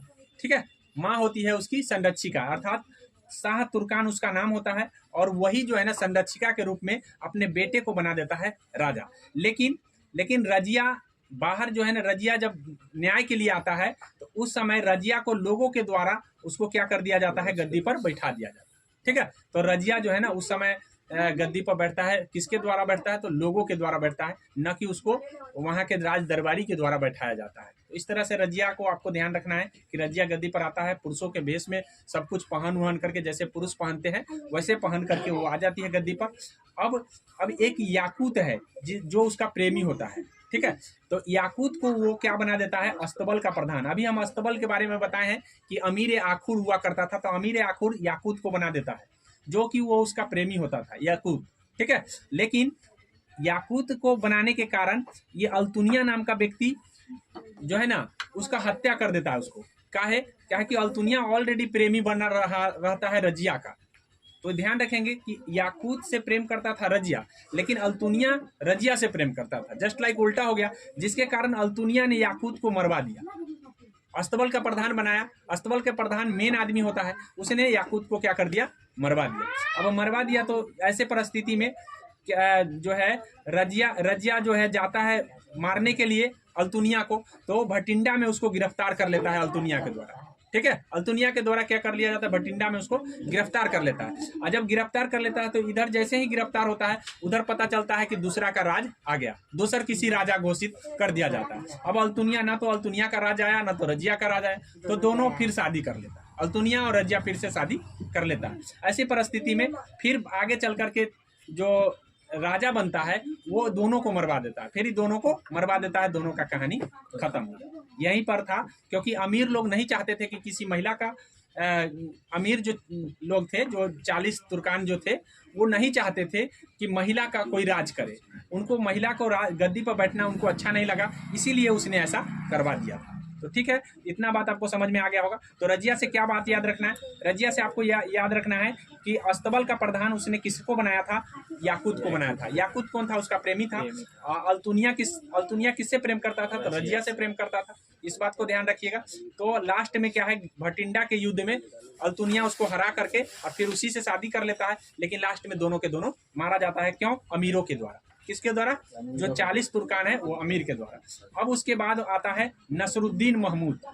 ठीक है, नसरुद्दीन महमूद आता है गद्दी पर। लेकिन नसरुद्दीन महमूद के बारे में कहा जाता है कि बड़ा ही कमजोर और बड़ा ही गरीब शासक था। ये बड़ा ही कमजोर और बड़ा ही, ऐसा कहा जाता है कि ये अपना जो टोपी है पहनता था, सी के पहनता था। ठीक है, टोपी जो है ना सी के पहनता था, इसीलिए ये गरीब शासक था। लेकिन जैसे ही इसके दरबार में एक बलवन आता है तो वो नसरुद्दीन महमूद एक नया पद का सृजन कर देता है, जिसको हम नायाब कहते हैं। तो पूछा जाता है कि नायाब पद बनाने वाला कौन है, नसरुद्दीन। नायाब का काम है पूरा काम देखना, गद्दी का जितना भी काम उम है सब देखना। तो इसीलिए नायाब के पद दे देता है किसको, बलवन। और बलवन को ही उलूग खा कहते हैं, उलूग खा याद रखेंगे, उलूग खा बलवन को कहते हैं। तो उलूग खा के नाम से प्रसिद्ध है बलवन, और बलवन अपने कार्यकाल के लिए जाना जाता है, इसीलिए बलवन के बारे में आपको जानना जरूरी है। चलिए हम आपको बताते हैं बलवन के बारे में कि बलवन के विषय में आपको क्या याद रखना है। सबसे पहले तो बलवन को याद रखना है कि नायाब प्रथम बार कोई पद अगर सृजित हुआ है तो वो पद पर बैठने वाला वो पहला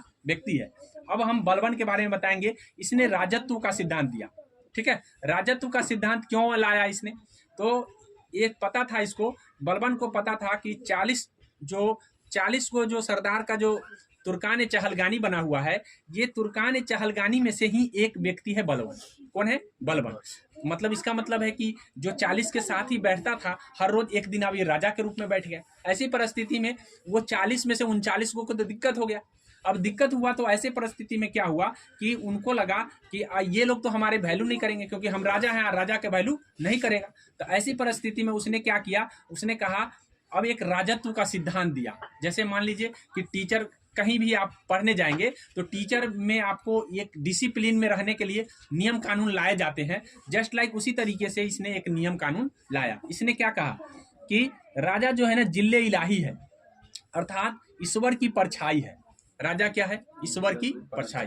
इस्लाम धर्म में ये कहा गया है कि हम सिर्फ अल्लाह के सामने ही झुकना है। किसके सामने झुकना है, अल्लाह के सामने। तो स्वाभाविक है कि ईश्वर की परछाई कौन है, राजा। तो राजा के सामने भी झुकना जरूरी है। इसने ये नया राजत्व का मतलब सिद्धांत लाया और कहा कि राजा जो है ना जिल्ले इलाही है। तो जिल्ले इलाही है, इसका मतलब ईश्वर की परछाई है, तो ईश्वर की परछाई के सामने भी झुकना जरूरी है। उसके बाद है बोला है नबाइते खुदाई है, अर्थात ईश्वर का प्रतिनिधि भी है, ईश्वर का प्रतिनिधि है। इसीलिए उसने सिजदा पैबोस नाम का प्रचलन लाया और नौरोज त्योहार लाया। ठीक है, सिजदा क्या होता था, तो सिजदा होने का मतलब है कि सिर झुकाना। ठीक है, और पैबोस का मतलब होता है सर चूमना। ठीक है, पैबोस का मतलब होता है, इसका मतलब होता है झुकना, इसका मतलब होता है राजा का पैर चूमना। तो इस तरह की प्रथा किसने लाया, इसने लाया बलवन ने। काहे इतना कठोर प्रथा ले आया, काहे जानता था कि अगर ऐसा नहीं लाएंगे तो जो हमारा जो साथी है वही लोग हमको राज नहीं करने देगा। इसलिए कठोर नीति इसने अपनाया। कहा कि जो राजा होगा वो क्या होगा, ईश्वर की परछाई होगा और साथ में वो ईश्वर का प्रतिनिधि भी होगा। तो ऐसी परिस्थिति में उसने क्या इस तरह की व्यवस्था ला दिया ताकि उनका जो क्लासमेट हो वो उनसे डर जाए। साथ में इसने रक्त और लौह की नीति अपनाया। क्या अपनाया, रक्त और लौह की नीति। यह कहता था कि अगर कोई भी नीच आदमी अगर हमारे सामने आता है तो हमारा तलवार ऐसे ही निकल जाता है, उसके गर्दन पर सीधा चल जाता है। ऐसे ही ये इस तरह की बातें ये करता था, मतलब कठोर नीति, दमनात्मक नीति ये लाया था, इसीलिए इसको कहते हैं रक्त और लौह की नीति लाने वाला व्यक्ति। अब इसने एक पद नया बनाया जिसको दीवाने अर्ज कहा जाता है। ये एग्जाम में कई बार पूछा जाता है कि दीवाने अर्ज किससे संबंधित है, तो आप कहानी भी में याद रखते हैं तो 100% याद रखेंगे। ये सेना के प्रधान ही होता था दीवाने अर्ज, उधर अमीर आखुर अस्तबल का प्रधान, और ये जो है सेना का प्रधान है। ठीक है, ये अस्तबल का प्रधान नहीं है बल्कि ये सेना का प्रधान है। तो सेना में भी एक मेन सेना हो, उस मेन सेना का आदमी हो, उसको अमीर दीवाने अर्ज कहा गया। क्या कहा गया? दीवाने अर्ज। पूछा जाता है दीवाने अर्ज का संबंध किससे है, तो सैन्य प्रधान से। ठीक है, अमीर आखुर का संबंध किससे है, तो अस्तबल के प्रधान से। तो इस बात को ध्यान रखेंगे। मेरे ख्याल से इतना बात आपको समझ में आ गया होगा। और उसने क्या किया, ध्यान रखिएगा कि उसने एक चीज इसमें नहीं लिखा हुआ है, एक चीज आप लोग नोट कर लीजिएगा, अगर नोट करते रहिएगा तो इसने तुर्कान चहलगानी को नाश कर दिया, 40 सरदारों को इसने खत्म कर दिया। मतलब तुर्कान चहलगानी जो था, जो इल्तुतमिश लाया था, बलबन ने समाप्त कर दिया। तो एग्जाम में दो चीज पूछे जाते हैं कि तुर्कान चहलगानी बनाया किसने और लाया किसने, हटाया किसने, मतलब समाप्त किसने कर दिया। तो समाप्त करने वाला बलबन है, याद रखेंगे, क्योंकि दोनों ही एग्जाम में पूछे गए हैं कई बार। तो तुर्कान चहलगानी इसने एक, और उसके बाद इसका जो है बुगरा बेटा होता है और कैकुबाद जो है ना पोता होता है। तो मैं आपको बता दूं, थोड़ा सा मैं मैप के जरिए बता देना चाहूँगा कि ये जो है आपको ध्यान रखना है कि ये मैप है, और मैप में यहाँ पे बिहार है, अब ये बिहार है, यहाँ पे दिल्ली है। अब ऐसी परिस्थिति में जो है ये बुगरा खां बिहार आ जाता है शासन के लिए। प्रथम बार जो है ना बिहार पर अगर कोई सुल्तान राज किया है तो इल्तुतमिश है। किसने है? इल्तुतमिश। लेकिन बलबन के शासनकाल में भी ये सल्तनत कालीन ही अधीन ही रह गया, सल्तनत के अधीन था। तो यहाँ पे बुगरा खां आकर के शासन करने लगा। अब बिहार में पता है आपको, पता है कि बिहार में जो है ज्यादा लोग आलसी होते हैं, खूब ऐश मौज से जीते हैं। तो बुगरा खां जब यहाँ आया तो बुगरा खां को बोला गया कि देखो अब गद्दी पर तुम आ जाओ, इल्तुतमिश मर गया तो कहा कि तुम गद्दी पर आओ। तो बोला कि भैया मैं नहीं जानूंगा बिहार छोड़ के, ठीक है, बिहार छोड़ के मैं नहीं जाऊंगा क्योंकि बिहार में मुझे बड़ा ऐश है। ऐसी परिस्थिति में बुगरा खां नहीं जाता है। अब बुगरा खां नहीं जाता तो उसका पोता होता है हाँ कैकुबाद, जो बड़ा ही डिसिप्लिन में और बहुत ही मतलब पला बढ़ा रहता है अपने दादा के संरक्षण में, जो कि दादा कौन है? बलबन। तो बलबन जो है आपको दादा के संरक्षण में पला बढ़ा रहता है। अब ये पला बढ़ा रहता है तो ऐसी परिस्थिति में उसको एकदम डिसिप्लिन रहता है। लेकिन जैसे ही वो मर जाता है तो सियान होते हुए अमीर लोग अब चाहता है कि किस तरह से हम इसको बहका दें। तो बहकाने का मतलब है एक युवा आदमी को क्या चाहिए, तो बस समझ रहे हो कि युवा आदमी को क्या चाहिए? दारू चाहिए और क्या चाहिए, मतलब यह अलग अलग मतलब लत लगा दिया, जिसके कारण उसमें वो डूब गया। अब डूब जाने के बाद इसका जो है ना पतन हो जाता है। यानी कहने का मतलब है कि पतन तब आ जाता है, लास्ट में क्यूमर्स आता है और क्यूमर्स अंतिम शासक बनता है और इस तरह से गुलाम वंश खत्म। ठीक है, गुलाम वंश खत्म। तो बलबन के बारे में एक बार हम आपको रिवाइज करा दे रहे हैं। बलबन ने क्या लाया था? राजत्व का सिद्धांत लाया था। ठीक है, जिले इलाही उपाधि धारण किया, नवायते खुदाई उपाधि धारण किया, सिजदा पैबोस और नौरोज नाम का प्रसिद्धि मतलब उसने मतलब प्रथा चलाया। तो पूछा जाता है सिजदा पैबोस और नौरोज किसने चलाया था, तो ये बलबन चलाया था। सिजदा का मतलब नहीं पूछा जाता है, लेकिन इतना बात ध्यान रखेंगे कि इस पूछा जाता है। ठीक है, रक्त और लौह की नीति किसने अपनाया था? 40 तुर्गानों को किसने नाश कर दिया था? ठीक है, तो इतना बात आपको राजत्व का सिद्धांत अर्थात धर्म को और राजत्व को एक साथ जोड़ने वाला राजा कौन था? तो ये बलबन है, क्योंकि इसने धर्म से राजत्व को क्या कर दिया? जोड़ दिया, मतलब राजा और धर्म को जोड़ दिया। तो इस तरह से आपको ध्यान रखना है। चलिए आगे बढ़ते हैं। अब हम आते हैं खिलजी वंश। खिलजी वंश, जैसा कि आपको पता है कि खिलजी वंश का स्थापना जो है जलालुद्दीन खिलजी के द्वारा किया गया। ठीक है, खिलजी वंश की स्थापना जो है 1320 में होता है और जलालुद्दीन के द्वारा किया गया। अब जलालुद्दीन जो है क्यूमर्स की हत्या करके राजा बनता है। इस बात को ध्यान रखेंगे कि इसने क्यूमर्स को हत्या कर दिया और खुद वहाँ का क्या बन गया? राजा बन गया। अब राजा बनने के बाद जो है ध्यान रखेंगे कि मलिक छज्जू का विद्रोह इसके शासनकाल में होता है। तो कहने का मतलब है कि मलिक छज्जू का जब विद्रोह होता है तो मलिक छज्जू के विद्रोह दबाने के लिए ये भेजता है अलाउद्दीन, इसका जो है ना सेनापति होता है, तो अलाउद्दीन को भेजता है कि जाओ तुम उसको दबाओ। ठीक है, आता है और अलाउद्दीन विद्रोह को क्या कर देता है? शांत कर देता है। मतलब मलिक छज्जू कौन है सो पहले हम बता दे रहे हैं। मलिक छज्जू सबसे पहले थोड़ा सा एक कहानी है, उस कहानी को मैं कह दे रहा हूँ कि बलबन का जब शासन खत्म हो गया, तो बलबन की शासन खत्म होते ही याद रखेंगे कि मलिक छज्जू नाम का बलबने का कोई रिश्तेदार था, ठीक है। तो अलाउद्दीन खिलजी ने उसको छोड़ दिया, क्षमा कर दिया। थोड़ा दयालु टाइप का आदमी था, सॉरी अलाउद्दीन कहते हैं, जलालुद्दीन खिलजी, उसको छोड़ दिया, कहा कि छोड़ दो, उसको भी जीने दो, जीने का अधिकार है। लेकिन आगे चल करके थोड़ा बढ़ उड़ गया तो विद्रोह कर दिया। अब विद्रोह कर दिया तो उसने क्या भेजा, किसको भेज दिया, अलाउद्दीन खिलजी को भेज देता है शांत करने के लिए। अलाउद्दीन खिलजी जा करके वहाँ मलिक छज्जू की हत्या करके शांत कर देता है, क्लियर हो जाता है। अब अलाउद्दीन खिलजी जब वो जीत जाता है तो अलाउद्दीन खिलजी को यहाँ जो है ना उत्तर प्रदेश में, कहिए अभी वर्तमान में उत्तर प्रदेश है, यहाँ इलाहाबाद के नज़दीक में, वो क्या करता है, वहाँ का वो सूबेदार बन जा, मतलब वहाँ का वो गवर्नर बना देता है, और इस तरह से यहाँ वो रह जाता है। लेकिन यहाँ से वो धीरे धीरे अपने मन से वो दक्षिण का मतलब दक्षिण में आक्रमण कर देता है बिना राजा से पूछे, और वो उसको जीत लेता है। ऐसी परिस्थिति में वो जब दक्षिण जीत लेता है तो वो ठीक है, फिर वो जाकर के जलालुद्दीन की हत्या कर देता, जलालुद्दीन की भी हत्या कर दिया। अब जलालुद्दीन का हत्या कर दिया, खुद राजा बन गया, जलालुद्दीन की हत्या करके खुद राजा बन गया। अलाउद्दीन जो है खुद राजा बन गया। मलिक छज्जू का तो हत्या कर दिया था, जाकर के पहले ही शांत कर दिया। अब उसके बाद मलिक छज्जू के जब हत्या कर दिया तो वो अपना मन से दक्षिण में एक पार्ट को जीत लिया। अब लगा कि नहीं, हम अपने आप को राजा बन जाएंगे, तो इसने जाकर के क्या किया, जलालुद्दीन की हत्या कर दी।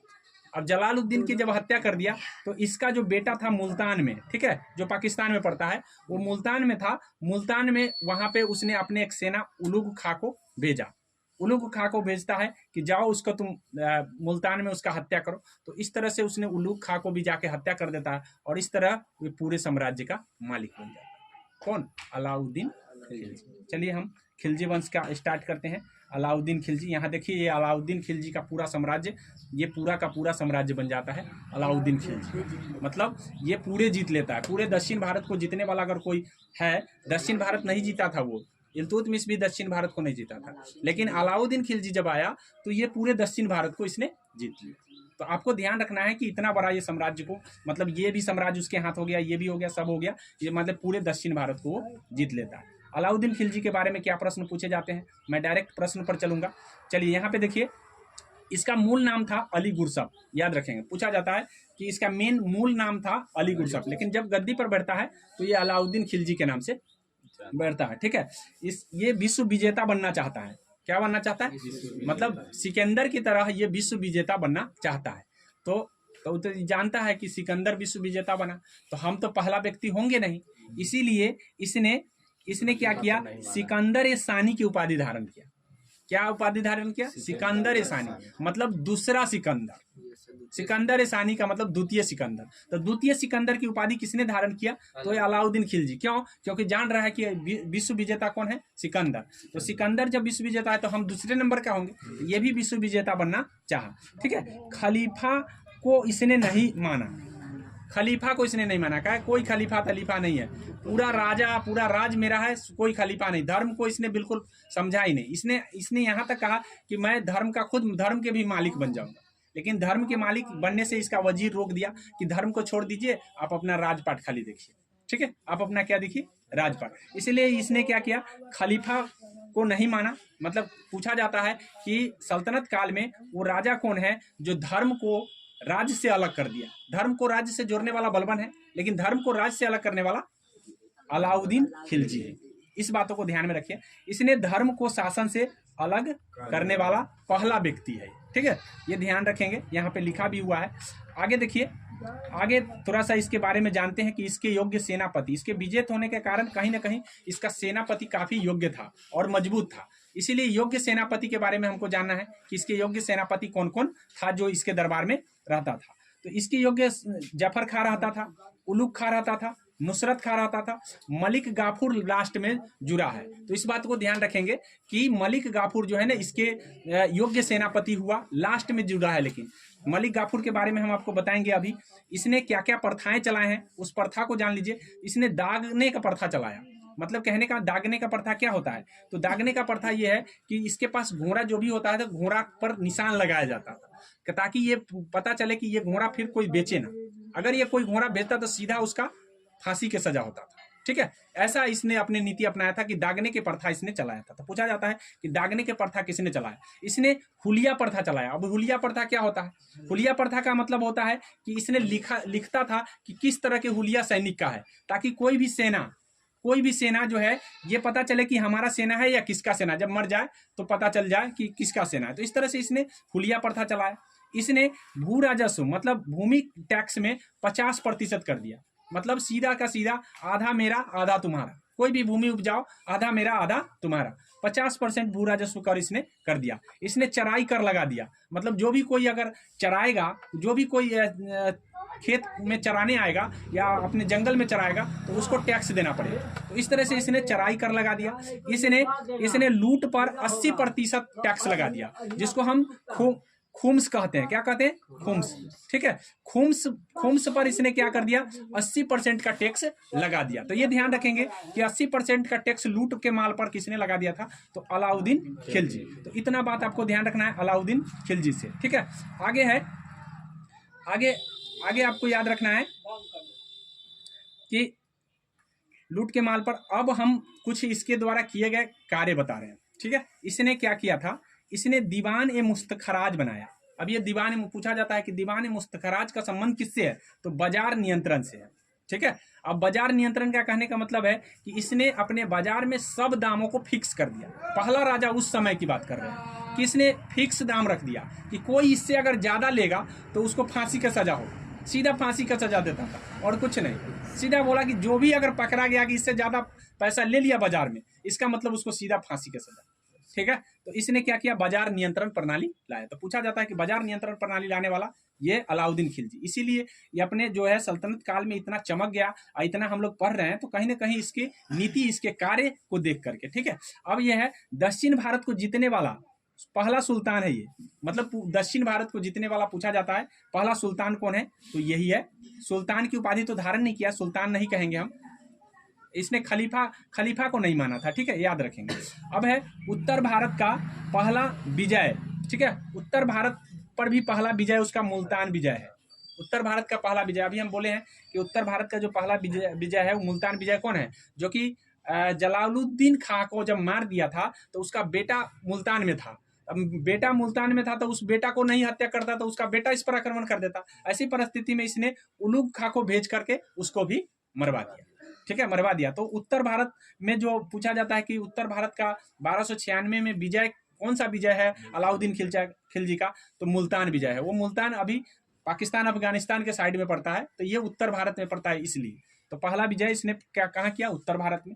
सबसे पहले उसने उसके बेटा को मरवा दिया। उसके बाद हम आपको बता रहे हैं, यहाँ पे लिखा है कि उलूग खां के द्वारा मरवाया था, अपने नहीं गया था लड़ने। उलूग खां को भेजा था कि जाओ उसको मार के आ जाओ। तो उसने गया और उसका जा करके हत्या कर दिया। ठीक है। उसके बाद आपको ध्यान रखना है दक्षिण भारत का गुजरात विजय। 1296 में मुल्तान विजय करता है, 1299 में वो गुजरात विजय कर लेता है। मतलब गुजरात को जाकर के जीत लेता है, गुजरात भी पूरा अपना काबू में। ठीक है। अब गुजरात विजय जब करता है तो उसी समय वो मलिक गाफूर उसको, मतलब एक सेनापति आ जाता है उसके कब्जा में, मतलब खरीद के ले आता है उसको, मलिक गाफूर को। ठीक है। 1000 दीनार में खरीद के लाता है। क्या, कितना में? 1000 दीनार में। पूछा जाता है कि मलिक गाफूर को कितना में खरीद के लाया था? तो 1000 दीनार में। तो 1000 दीनार में मलिक गाफूर को वो वहीं से खरीद के लाता है। गुजरात जब विजय करता है तो वहां पे वो बाजार होता है, उस बाजार से वो 1000 में वो खरीद के ले आता है। तो इस तरह से ध्यान रखना है मलिक गाफूर के विषय में।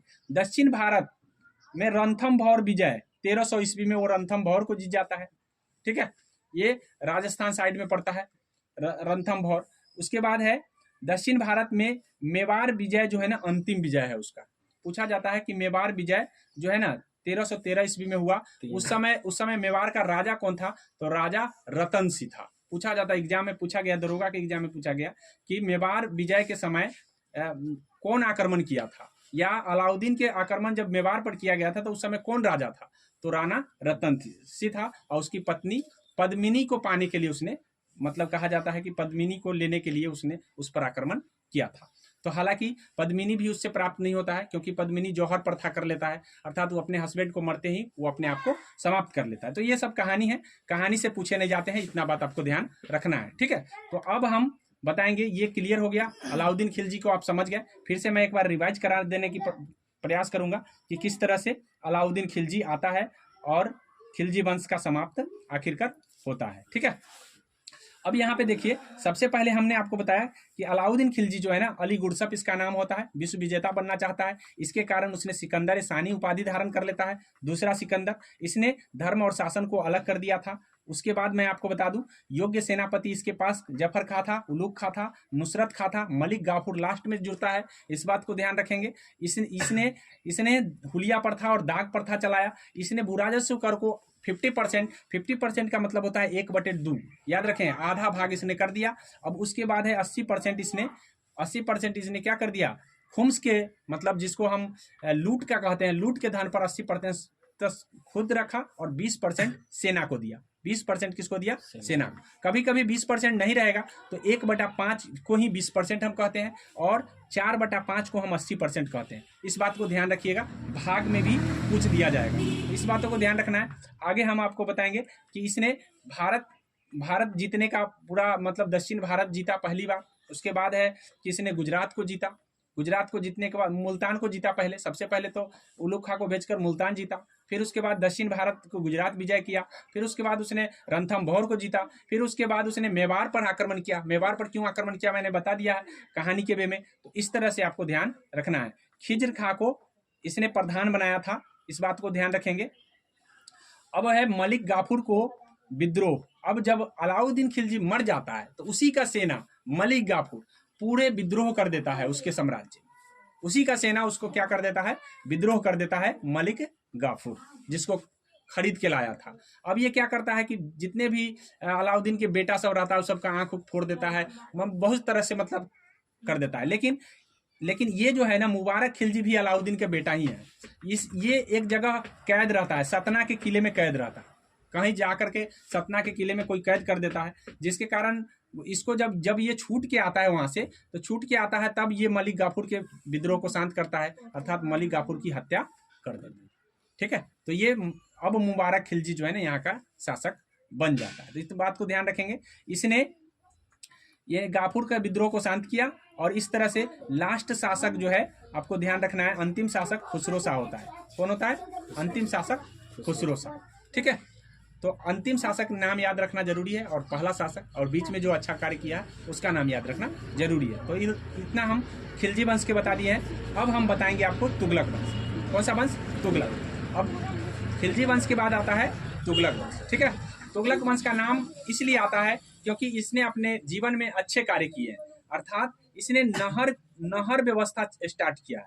पूछा जाता है कि सल्तनत काल में नहर व्यवस्था को लाने वाला पहला शासक कौन है, तो यही गयासुद्दीन तुगलक है। ठीक है, गयासुद्दीन तुगलक ने ही नहर व्यवस्था लाया था। उसके बाद है सर्वाधिक अगर मंगोल का आक्रमण विफल करने वाला व्यक्ति पूछता है तो इसी पहला व्यक्ति पूछता है तो इल्तुतमिश के समय।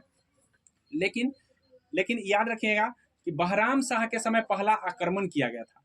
चंगेज खां का मतलब मंगोलों का आक्रमण पहला बार बहराम शाह के नेतृत्व, बहराम शाह जब शासक था तो उस समय हुआ था। सुल्तान जो है इल्तुतमिश के समय आक्रमण नहीं हुए थे, हालांकि आ गया था खतरा आया था, आक्रमण नहीं हुआ। अगर आक्रमण की बात करता है तो बहराम शाह हो जाएगा, लेकिन अगर सबसे ज्यादा विफल करने की बात कहेगा तो गयासुद्दीन तुगलक, मतलब इसके शासनकाल में सबसे ज्यादा विफल किए गए। इसने गाजी की उपाधि धारण की, इसने पहली बार नहर बनवाया। इसने अब जो है लास्ट में गयासुद्दीन मकान में दब गया। ठीक है, मकान में मर गया। इसका एक बेटा था, इंजीनियर बेटा था, एमबीटी। ठीक है, इसका इंजीनियर बेटा था, यही बनाया था एक मकान और उसी मकान गिर गया, जिसके कारण ये उसी में दब के मर गया। तो दो शासक को मरा है, एक पोलो खेलते वक्त मरा और एक मकान में दब के मरा। तो मकान में दब के मरने वाला व्यक्ति कौन है? गयासुद्दीन तुगलक। अब गयासुद्दीन तुगलक के बारे में आपको ध्यान रखना है कि गयासुद्दीन तुगलक का ही बेटा है मोहम्मद बिन तुगलक। ठीक है, मोहम्मद बिन तुगलक, और मोहम्मद बिन तुगलक ने ही ये घर बनाया था जिसमें वो दब गया। इंजीनियर कहा जाता है कि ये इंजीनियर है। ठीक है, तो ध्यान रखना है। हालांकि वाकई में ये पढ़ा लिखा व्यक्ति था, अच्छा विद्वान था। इसका मूल नाम जूना खां था, एमबीटी से काफी पूछा जाता है।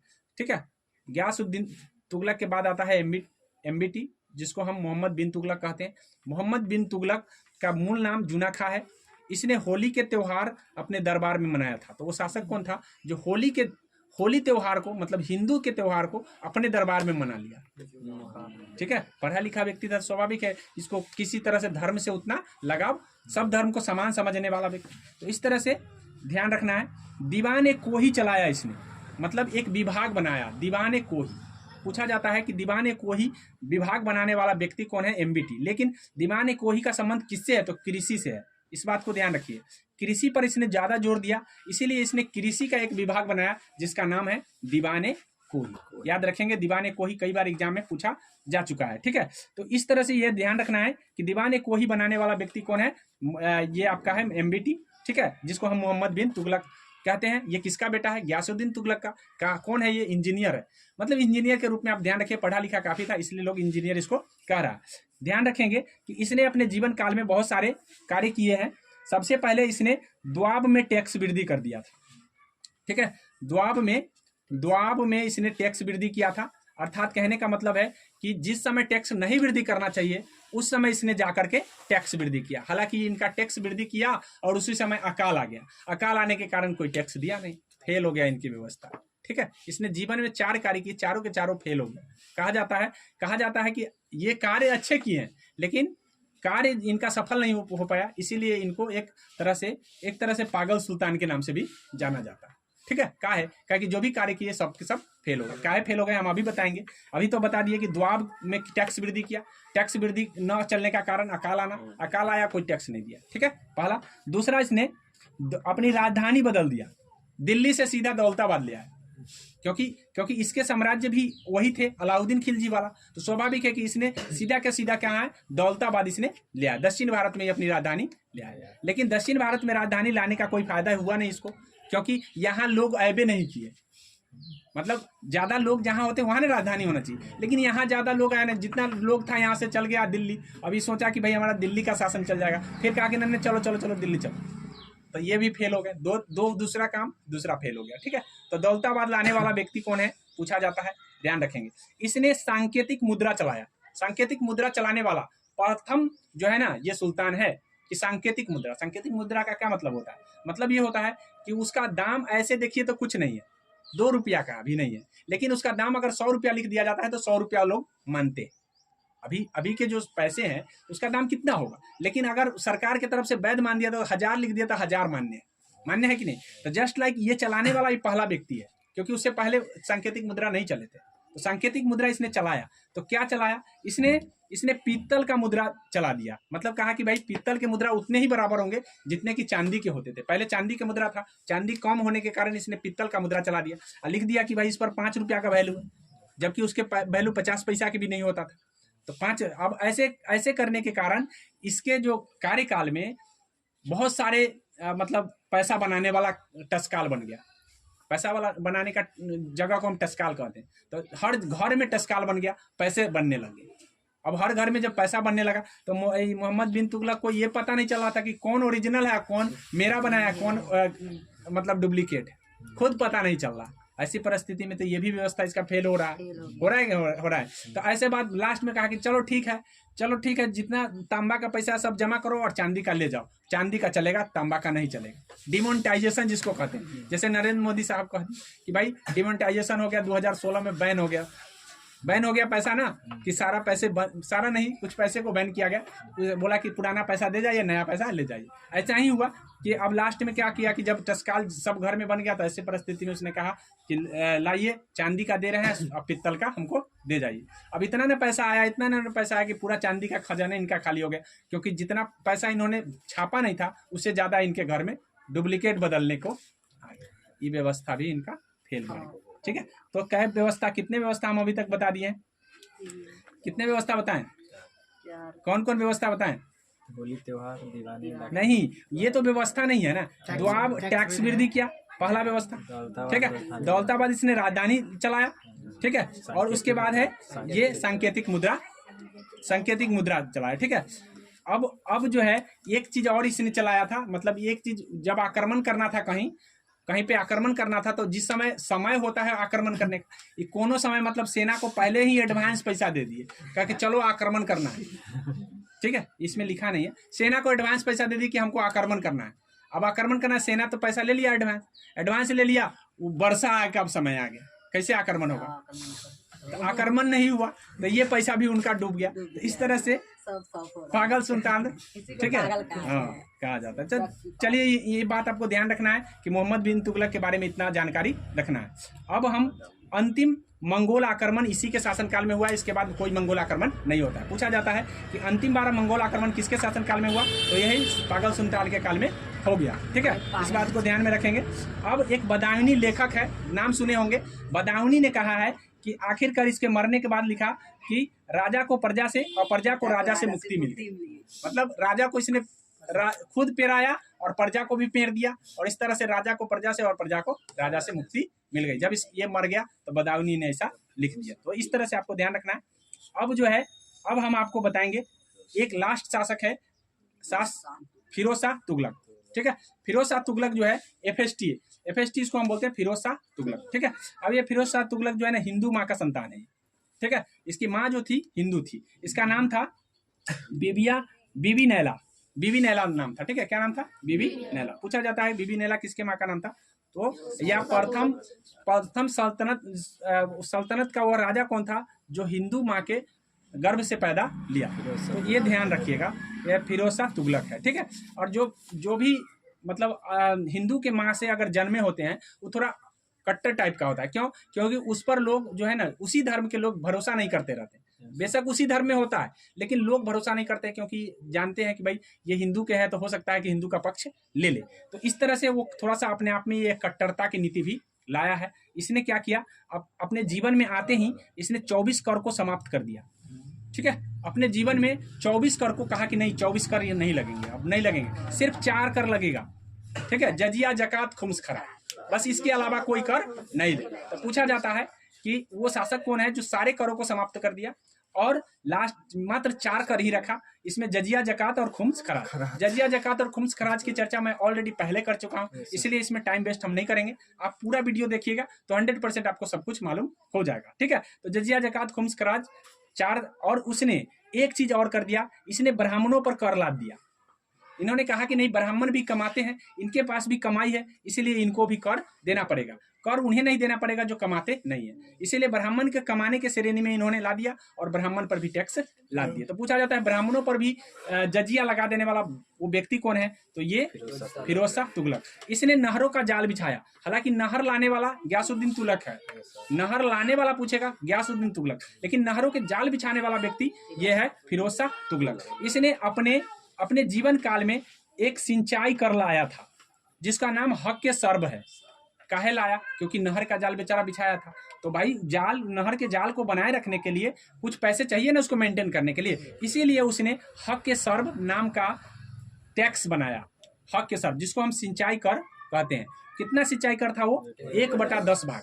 मतलब कहने का मतलब है कि 10 रुपया में 1 रुपया आपको टैक्स, यदि आप 10 रुपया कमा रहे हैं उससे तो आपको 1 रुपया टैक्स भरना पड़ेगा। तो इस तरह से हक के सर्ब का टैक्स याद रखना है क्योंकि एग्जाम में पूछे जाते हैं, ठीक है। उसके बाद है इसने कई तरह के विभाग बनाए, दीवान बंदगान बनाया, दीवान खैरात बनाया। दीवान बंदगान इसलिए बनाया कि उसके यहाँ बहुत सारा गुलाम, सबसे ज्यादा अगर गुलाम कहा जाए तो इसी के दरबार में रहता था, बहुत ज्यादा गुलाम रहता था। काहे कि थोड़ा सा उदार था, उदारता के कारण इसके यहाँ काफी गुलाम रहते थे। उसके बाद है दीवान खैरात, इसने बहुत सारे लोगों को फ्री में विवाह कराया, खैरात दान दे करके। इस तरह से दीवान खैरात बनाया एक विभाग जिसके जरिए दान दे करके लोगों को विवाह शादी कराने का काम किया। तो इस तरह से फिरोज शाह तुगलक का नाम आपको ध्यान रखना है, दीवान बंदगान के लिए, हक के सर्ब के लिए, ये सारे चीज एग्जाम में पूछे जाते हैं। आगे हम बता दे रहे हैं आप, दीवान खैरात के बाद है, उसके बाद है तैमूर लंग का आक्रमण इसी के शासनकाल में होता है। तैमूर लंग जो कि पूछा जाता है कि 1398 में तैमूर लंग ने आक्रमण किया था, तो किसके शासनकाल में? एफएसटी के काल में, ठीक है। तो मेरे ख्याल से इतना बात आपको ध्यान रखना है। मैं एक बार रिवाइज कराने का प्रयास तुरंत क्षणिक वे में करूंगा। FST ये हिंदू माँ का संतान था, ये बात ध्यान है। बीबी नैला इसकी माँ का नाम है। 24 करके इसने समाप्त कर दिया। इसने 4 कर रखा जजिया जकात खुम्स खराज, ठीक है। इसने ब्राह्मणों पर भी टैक्स ला दिया। इसने नहर का जाल बिछा दिया, ठीक है। इसने नहर के जाल बिछाने के कारण हक के सर्व टैक्स लाया, हक के सर्व, ठीक है, हक के सर्व टैक्स लाया। इसने क्या किया, दीवाने बंदगान चलाया, इसने दीवाने खैरात चलाया। दीवाने बंदगान और दीवाने खैरात ये सब ये गुलामों के लिए था और ये सब दान देने के लिए था। तो इस तरह से ध्यान रखना है। और उसके बाद आपको ध्यान रखना है कि तैमूर लंग का आक्रमण इसी के शासनकाल में हुआ 1398 में। ये पूछा जाता है कि तैमूर लंग का आक्रमण कब हुआ था, तो 1398 ईस्वी, ठीक है। अब हम पढ़ते हैं, आपको लास्ट जो शासक है इसका ये है नसरुद्दीन महमूद अंतिम शासक बनता है।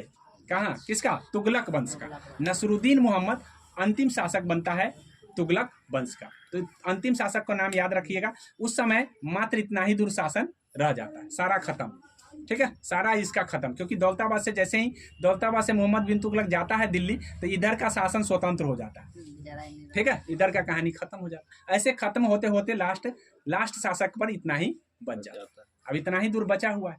अब आगे बढ़ते हैं। खिज्र खां आता है, ठीक है। रैयत ए आला के उपाधि खिज्र खां ने धारण किया, ठीक है। खिज्र खां रैयत ए आला के उपाधि धारण किया। और खिज्र खां जो है ना, ध्यान रखेंगे कि मुबारक शाही, जो तारीख मुबारक शाही में लिखा हुआ है, मुबारक शाही के नाम पर तारीख मुबारक शाही लिखा गया है। तारीख मुबारक शाही यह जो है ना याहिया बिन सरहिंदी के द्वारा लिखा गया है। तो मुबारक शाही जो है इसी के नाम पर लिखा गया है। और उसके बाद जो है ये ध्यान रखना है कि मोहम्मद शाह बहलोल लोदी को अपना पुत्र मानता था। मोहम्मद शाह जो है, खिज्र खां आता है, खिज्र खां कोई ज़्यादा अति नहीं, मुबारक शाह जो है वहाँ का राजा बनता है। और इस तरह से ध्यान रखना है कि मोहम्मद शाह आता है और मोहम्मद शाह बहलोल लोदी को अपने पुत्र की तरह मानने लगता है। जबकि बहलोल लोदी क्या है, एक अफगानी है।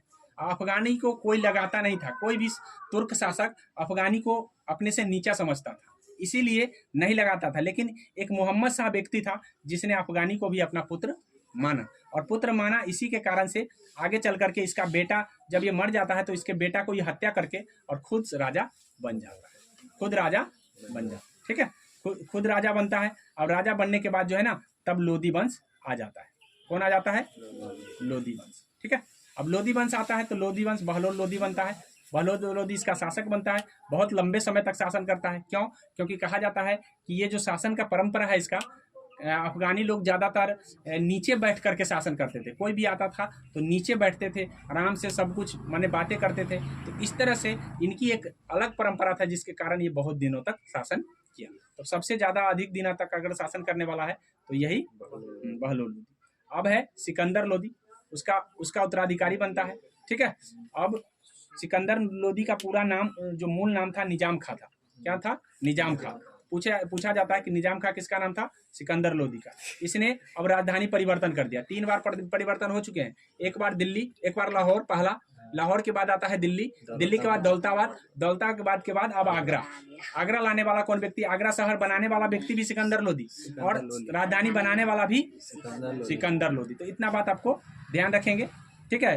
इसने गुलरुखी नाम का कविता भी लिखा था। तो पूछा जाता है कि गुलरुखी किसने लिखा था, तो सिकंदर लोदी, ठीक है, लोली नहीं लोदी, ठीक है। अब उसके बाद लास्ट आता है लोदी वंश में इब्राहिम लोदी। अब इब्राहिम लोदी के बाद समाप्त होते ही खत्म हो जाएगा सल्तनत कालीन। तब हम बढ़ेंगे फिर मुगल काल की ओर। तो आशा करते हैं कि इस बात को आप समझे होंगे। नहीं समझे हैं तो 2-3 बार देखेंगे तो 100% है कि ये बात आपको भी कहानी की तरह याद हो जाएगा। जैसे ही कहानी की तरह याद रहेगा तो सेंसेबल क्वेश्चन 1 से 2 क्वेश्चन ही होते हैं किसी भी एग्जाम में। ज़्यादातर स्टैटिक्स पूछे जाते हैं लेकिन सेंसेबल क्वेश्चन से ही आप पीछे हट जाते हैं, इसलिए सेंसेबल क्वेश्चन आपको ध्यान रखना जरूरी है। आगे देख लीजिए, ये देखिए, ये है आपका इब्राहिम लोदी जो है खातूली का युद्ध करता है और राणा के साथ, राणा संगा के साथ खातूली का युद्ध। इसमें जो है ना ये हार जाता है, लेकिन जैसे ही बकरोल का युद्ध करता है तो ये राणा संगा से जीत जाता है, राणे संगे के साथ होता है। तो इस तरह से लड़ाई चलता रहता है दोनों के बीच, ठीक है। लास्ट में पानीपत का युद्ध इसके साथ होता है और पानीपत के युद्ध में ये मारा जाता है। कहा जाता है कि वो प्रथम सुल्तान कौन है जो युद्ध में लड़ते हुए मारा गया, तो यही है युद्ध में लड़ते हुए मारा जाने वाला प्रथम सुल्तान, ठीक है। तो ये ध्यान रखना है, पानीपत के युद्ध में बाबर ने इसको हरा दिया। कौन हराया, बाबर ने इसको मार दिया। बाबर को हराने का मेन रीजन क्या है, मेन रीजन ये है कि बाबर ने जो है ना तोप का प्रयोग किया। और तोप का प्रयोग में ऐसा प्रयोग करता था कि जैसे कहने का मतलब है कि यहाँ तोप लगा दिया, वो यहाँ तोप लगा दिया, ठीक है, और बीच में खड्डा खन दिया, और नीचे जो खड्डा में है सब सेना है, तोप यहाँ लगा हुआ है, सटासट सटासट मार दिया। कोई भी आएगा, कोई भी दुश्मन, इसका सेना का लॉस होगा नहीं, सेना दूसरे का लॉस होगा। ऐसी परिस्थिति में ये अपना दिमाग से मतलब टेक्निकल पद्धति से लड़ता था, जिसके कारण है कि बाबर जीतता हुआ चला गया, ठीक है। और हालांकि बाबर को बुलाने वाला कोई अपने ही जयपाल नाम का शासक था जिसने बुलाया था। उसको लगा था कि बाबर आएगा, लूट उट करके कुछ धन लेके चल जाएगा, फिर मेरा राज हो जाएगा, लेकिन ऐसा नहीं हुआ। बाबर आया, खुद मुगल साम्राज्य बना दिया। तो इस तरह से आशा करते हैं कि ये बात आपको समझ में आ गया होगा। अब हम आगे दिन पढ़ेंगे, आपको थोड़ा सा अभी और बचा हुआ है इसमें पार्ट, थोड़ा सा इसमें आपको याद कराने के लिए एक पार्ट और हम बना देंगे, ठीक है। कहिएगा तो ज़्यादा देर हो गया क्या? देखिए तो 1 घंटा तो 10 मिनट और 20 मिनट रुक ही जाता। 57 मिनट। चलिए ठीक है। तो कहने का मतलब ये है कि हम और बता ही देते हैं, इसको क्लियर कर दे रहे हैं ताकि ये खत्म रहेगा, एक ही वीडियो में आप देखते रहिए। सल्तनत कालीन आर्थिक जीवन के बारे में हम बता रहे हैं, ठीक है। जैसा कि आपको बता रहे हैं कि सल्तनत कालीन के आर्थिक जीवन में आपको क्या क्या पढ़ना है, 3 चीज मात्र ही पढ़ना है, मुद्रा, कृषि और व्यापार। ये 3 चीज से एग्जाम में पूछे जाते हैं। क्या चीज से? मुद्रा, कृषि और व्यापार। मुद्रा के बारे में हम कुछ बताए हैं, लेकिन और भी थोड़ा सा हम बता देंगे। मुद्रा के बारे में यहाँ देखिए, मुद्रा के बारे में क्या पूछा जाएगा, तो गौरी जो है, गौरी के सिक्के पर लक्ष्मी जी का प्रतीक होता था, ठीक है। तो वो पहला मुस्लिम शासक का नाम बताइए जिसके हिंदू के देवी देवता के चित्र मिले हैं, तो कौन हो जाएंगे? मोहम्मद गौरी। गौरी के सिक्के पर हुआ करता था। इल्तुतमिश का चलाया हुआ चीज हम बताए हैं आपको, चांदी का टाका, ठीक है। टाका जो है चांदी का हुआ करता था। और जीतल जो है ना, ये ध्यान रखिए, मिस्टेक से लिखा गया, नहीं ये सही है, ये सही है। 1 मिनट, यहाँ देखिए, टाका और जीतल का जो रेशियो होता था 1:48, मतलब 1 रुपया टाका का वैल्यू 48 रुपया जीतल के बराबर होता था, ठीक है। इस बात को ध्यान रखिएगा। तो इसीलिए जीतल का वैल्यू कम होता था, टाका का वैल्यू ज्यादा होता था। उसके बाद है जीतल को क्या कहते हैं? पित्तल को हम, जीतल किसका बना होता था? पित्तल का, ठीक है। अब एफएसटी की बात कर लेते हैं। एफएसटी ने कृषि व्यवस्था चलाया था, जो कि हम आपको बता दिए, ठीक है। याद करने के लिए हम दोबारा इसको लिखे हैं ताकि आप दोबारा देखेंगे तो याद हो जाएगा। इससे एग्जाम में डायरेक्ट ससगनी चलाया था कौन? एफएसटी। चांदी का हुआ करता था, ससगनी भी चांदी का हुआ करता था, ठीक है। खराज गैर मुसलमान पर लगाए जाते थे, इस बात को ध्यान रखें। खराज जो है ना, किस पर लगाए जाते थे? गैर मुसलमान पर, ठीक है। ये एक प्रकार का राजस्व कर हुआ करता था, ध्यान रखेंगे, गैर मुसलमानों पर लगाया जाता था। उस्र जो है ना, मुस्लिम पर लगाया जाता था। उस्र किस पर लगाया जाता था? मुस्लिम। तो ये टैक्स व्यवस्था है, इस बातों को ध्यान रखेंगे। आगे है खराज। खराज के बारे में बोले तो खराज जो है ना, 6 प्रकार का खराज हुआ करता था। कितने प्रकार का? 6, ठीक है। खालसा, वक्फ, इनाम, इक्ता, मिल्क। 6 प्रकार का, 5 प्रकार है, 5 प्रकार का एक प्रकार छूट रहा है, ठीक है। ऐसे यहाँ 5 प्रकार लिखा है, 5 प्रकार याद रखिए, खालसा, वक्फ, इनाम, इक्ता और मिल्क। ये सब क्या है? एक प्रकार का टैक्स है। इक्ता के बारे में हम आपको बताए हैं कि सेना को दान देने की बात चली थी, ठीक है। इक्ता प्रथा की शुरुआत किसने किया था? इल्तुतमिश। इसे इल्तुतमिश, इसे इक्ता, याद रखेंगे, ठीक है। आगे है नहर का जाल। गयासुद्दीन तुगलक बनाया, जाल किसने बिछाया? एफएसटी, फिरोज शाह तुगलक। खिलजी वंश के बारे में बात कर ले तो व्यापारिक नगर उसने बनाया खिलजी वंश में। कौन कौन है? मंगोलपुरी। अब हम मंगोलपुरी के बारे में बता रहे हैं कि जब इल्तुतमिश के समय, जब इसके समय मंगोलों ने आक्रमण किया तो वहां पे उसने हरा दिया। मतलब हराने के बाद दिल्ली में एक जगह है, मंगोलपुरी बना दिया गया। क्या है कि बौद्ध लोग थे, वो लोग कौन थे? बौद्ध। लेकिन जब यहाँ पर आए तो उसने हराया तो इस्लाम धर्म अपना लिया, और इस तरह से दिल्ली में जो भी मंगोल को दे दिए मंगोलपुरी कहलाया। तो मंगोलपुरी बनाने वाला खिलजी है, ठीक है। सीरी का किला बनाने वाला, हौज एक खास बनाने वाला, ये सब कौन है? खिलजी वंश के है, ठीक है। उसके बाद है एफएसटी। एफएसटी के बारे में ध्यान रखिएगा, जौनपुर शहर बनाया था, फिरोजाबाद बनाया था, ठीक, हिसार बनाया था, फतेहाबाद बनाया था। राजधानी यहाँ हम अभी बताए हैं, लाहौर बना, लाहौर के बाद दिल्ली बना, दिल्ली के बाद आगरा बना, ठीक है। दौलताबाद भी बीच में बने हैं, इस बातों को ध्यान रखें। लेकिन दौलताबाद क्षणिक था, इसीलिए हम यहाँ लिखे नहीं है। दौलताबाद को ले जाकर ले आया, तो इसीलिए वो क्षणिक है। फिक्स में यही तीनों रहा है, याद रखेंगे इस बात को, ठीक है। ऐबक बनाया था, इल्तुतमिश बनाया था, और ये कौन है? सिकंदर लोदी बनाया था, ठीक है। इस तरह से ध्यान रखेंगे, आगरा शहर बसाने वाला वही था। अब सांस्कृतिक की बात कर लेते हैं। सांस्कृतिक द्राविड़ शैली थी और इस्लामिक शैली थी। इस तरह की जो प्लेट माने फ्लैट छत जो होता था इसको द्रविड़ शैली कहते हैं, और जो मेहराब की तरह बनता था उसको हम इस्लामिक शैली कहते हैं। ठीक है, तो इस तरह से शैली का विकास हुआ। साहित्य के भी विकास हुए हैं, साहित्य के बारे में भी हम बताएंगे। कुतुब मीनार का निर्माण ऐबक ने करवाया था। ठीक है, कुतुब मीनार का निर्माण ऐबक ने शुरू किया था, एक मंजिल बनाकर मर गया, तब उसके बाद पूरा किसने करवाया? इल्तुतमिश। एक मंजिल बना के मर गया तो पूरा किसने करवाया? इल्तुतमिश। ठीक है, लेकिन इसका 5वां मंजिल पूछा जाता है तो फिरोज शाह तुगलक बनाया था, याद रखेंगे। 5वां मंजिल पूछा जाएगा तो फिरोज शाह तुगलक भी बनवाया है इस बात को। 2.5 दिन का झोपड़ा, ठीक है, ये एक मस्जिद है, याद रखेंगे।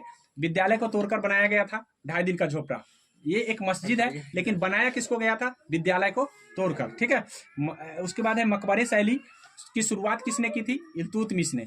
ठीक है, इस्लामिक शैली में मकबरा बनाने का शुरुआत किसने किया था? इल्तुतमिश।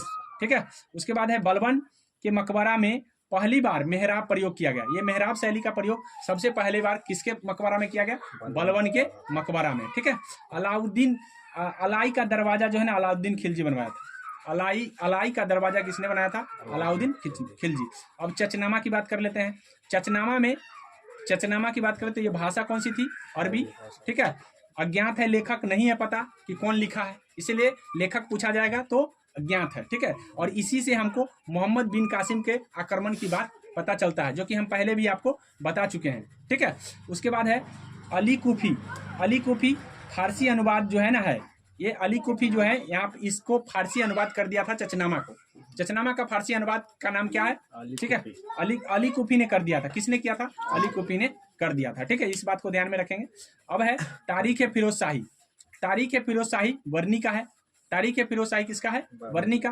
तबकात नासरी किसका का है? मिनहाज उस सिराज का। इससे पूछे गए हैं एग्जाम में डायरेक्ट, इसलिए हम इसको कलेक्ट करके आपको दिखा दे रहे हैं ताकि ये ध्यान रहेगा। तो मिनहाज उस सिराज का तबकात नासरी का है, और तारीख फिरोज शाही कौन है? वर्नी। ठीक है, और गुलरुखी किसने लिखा है? सिकंदर लोदी। अभी बताएं इससे पहले कि गुलरुखी किसने लिखा है? सिकंदर लोदी। तो यहीं पे हम मुगल जो सल्तनत कालीन है उस व्यवस्था को खत्म करते हैं। अगले दिन हम मुगल कालीन व्यवस्था को बताएंगे। जय हिंद, जय।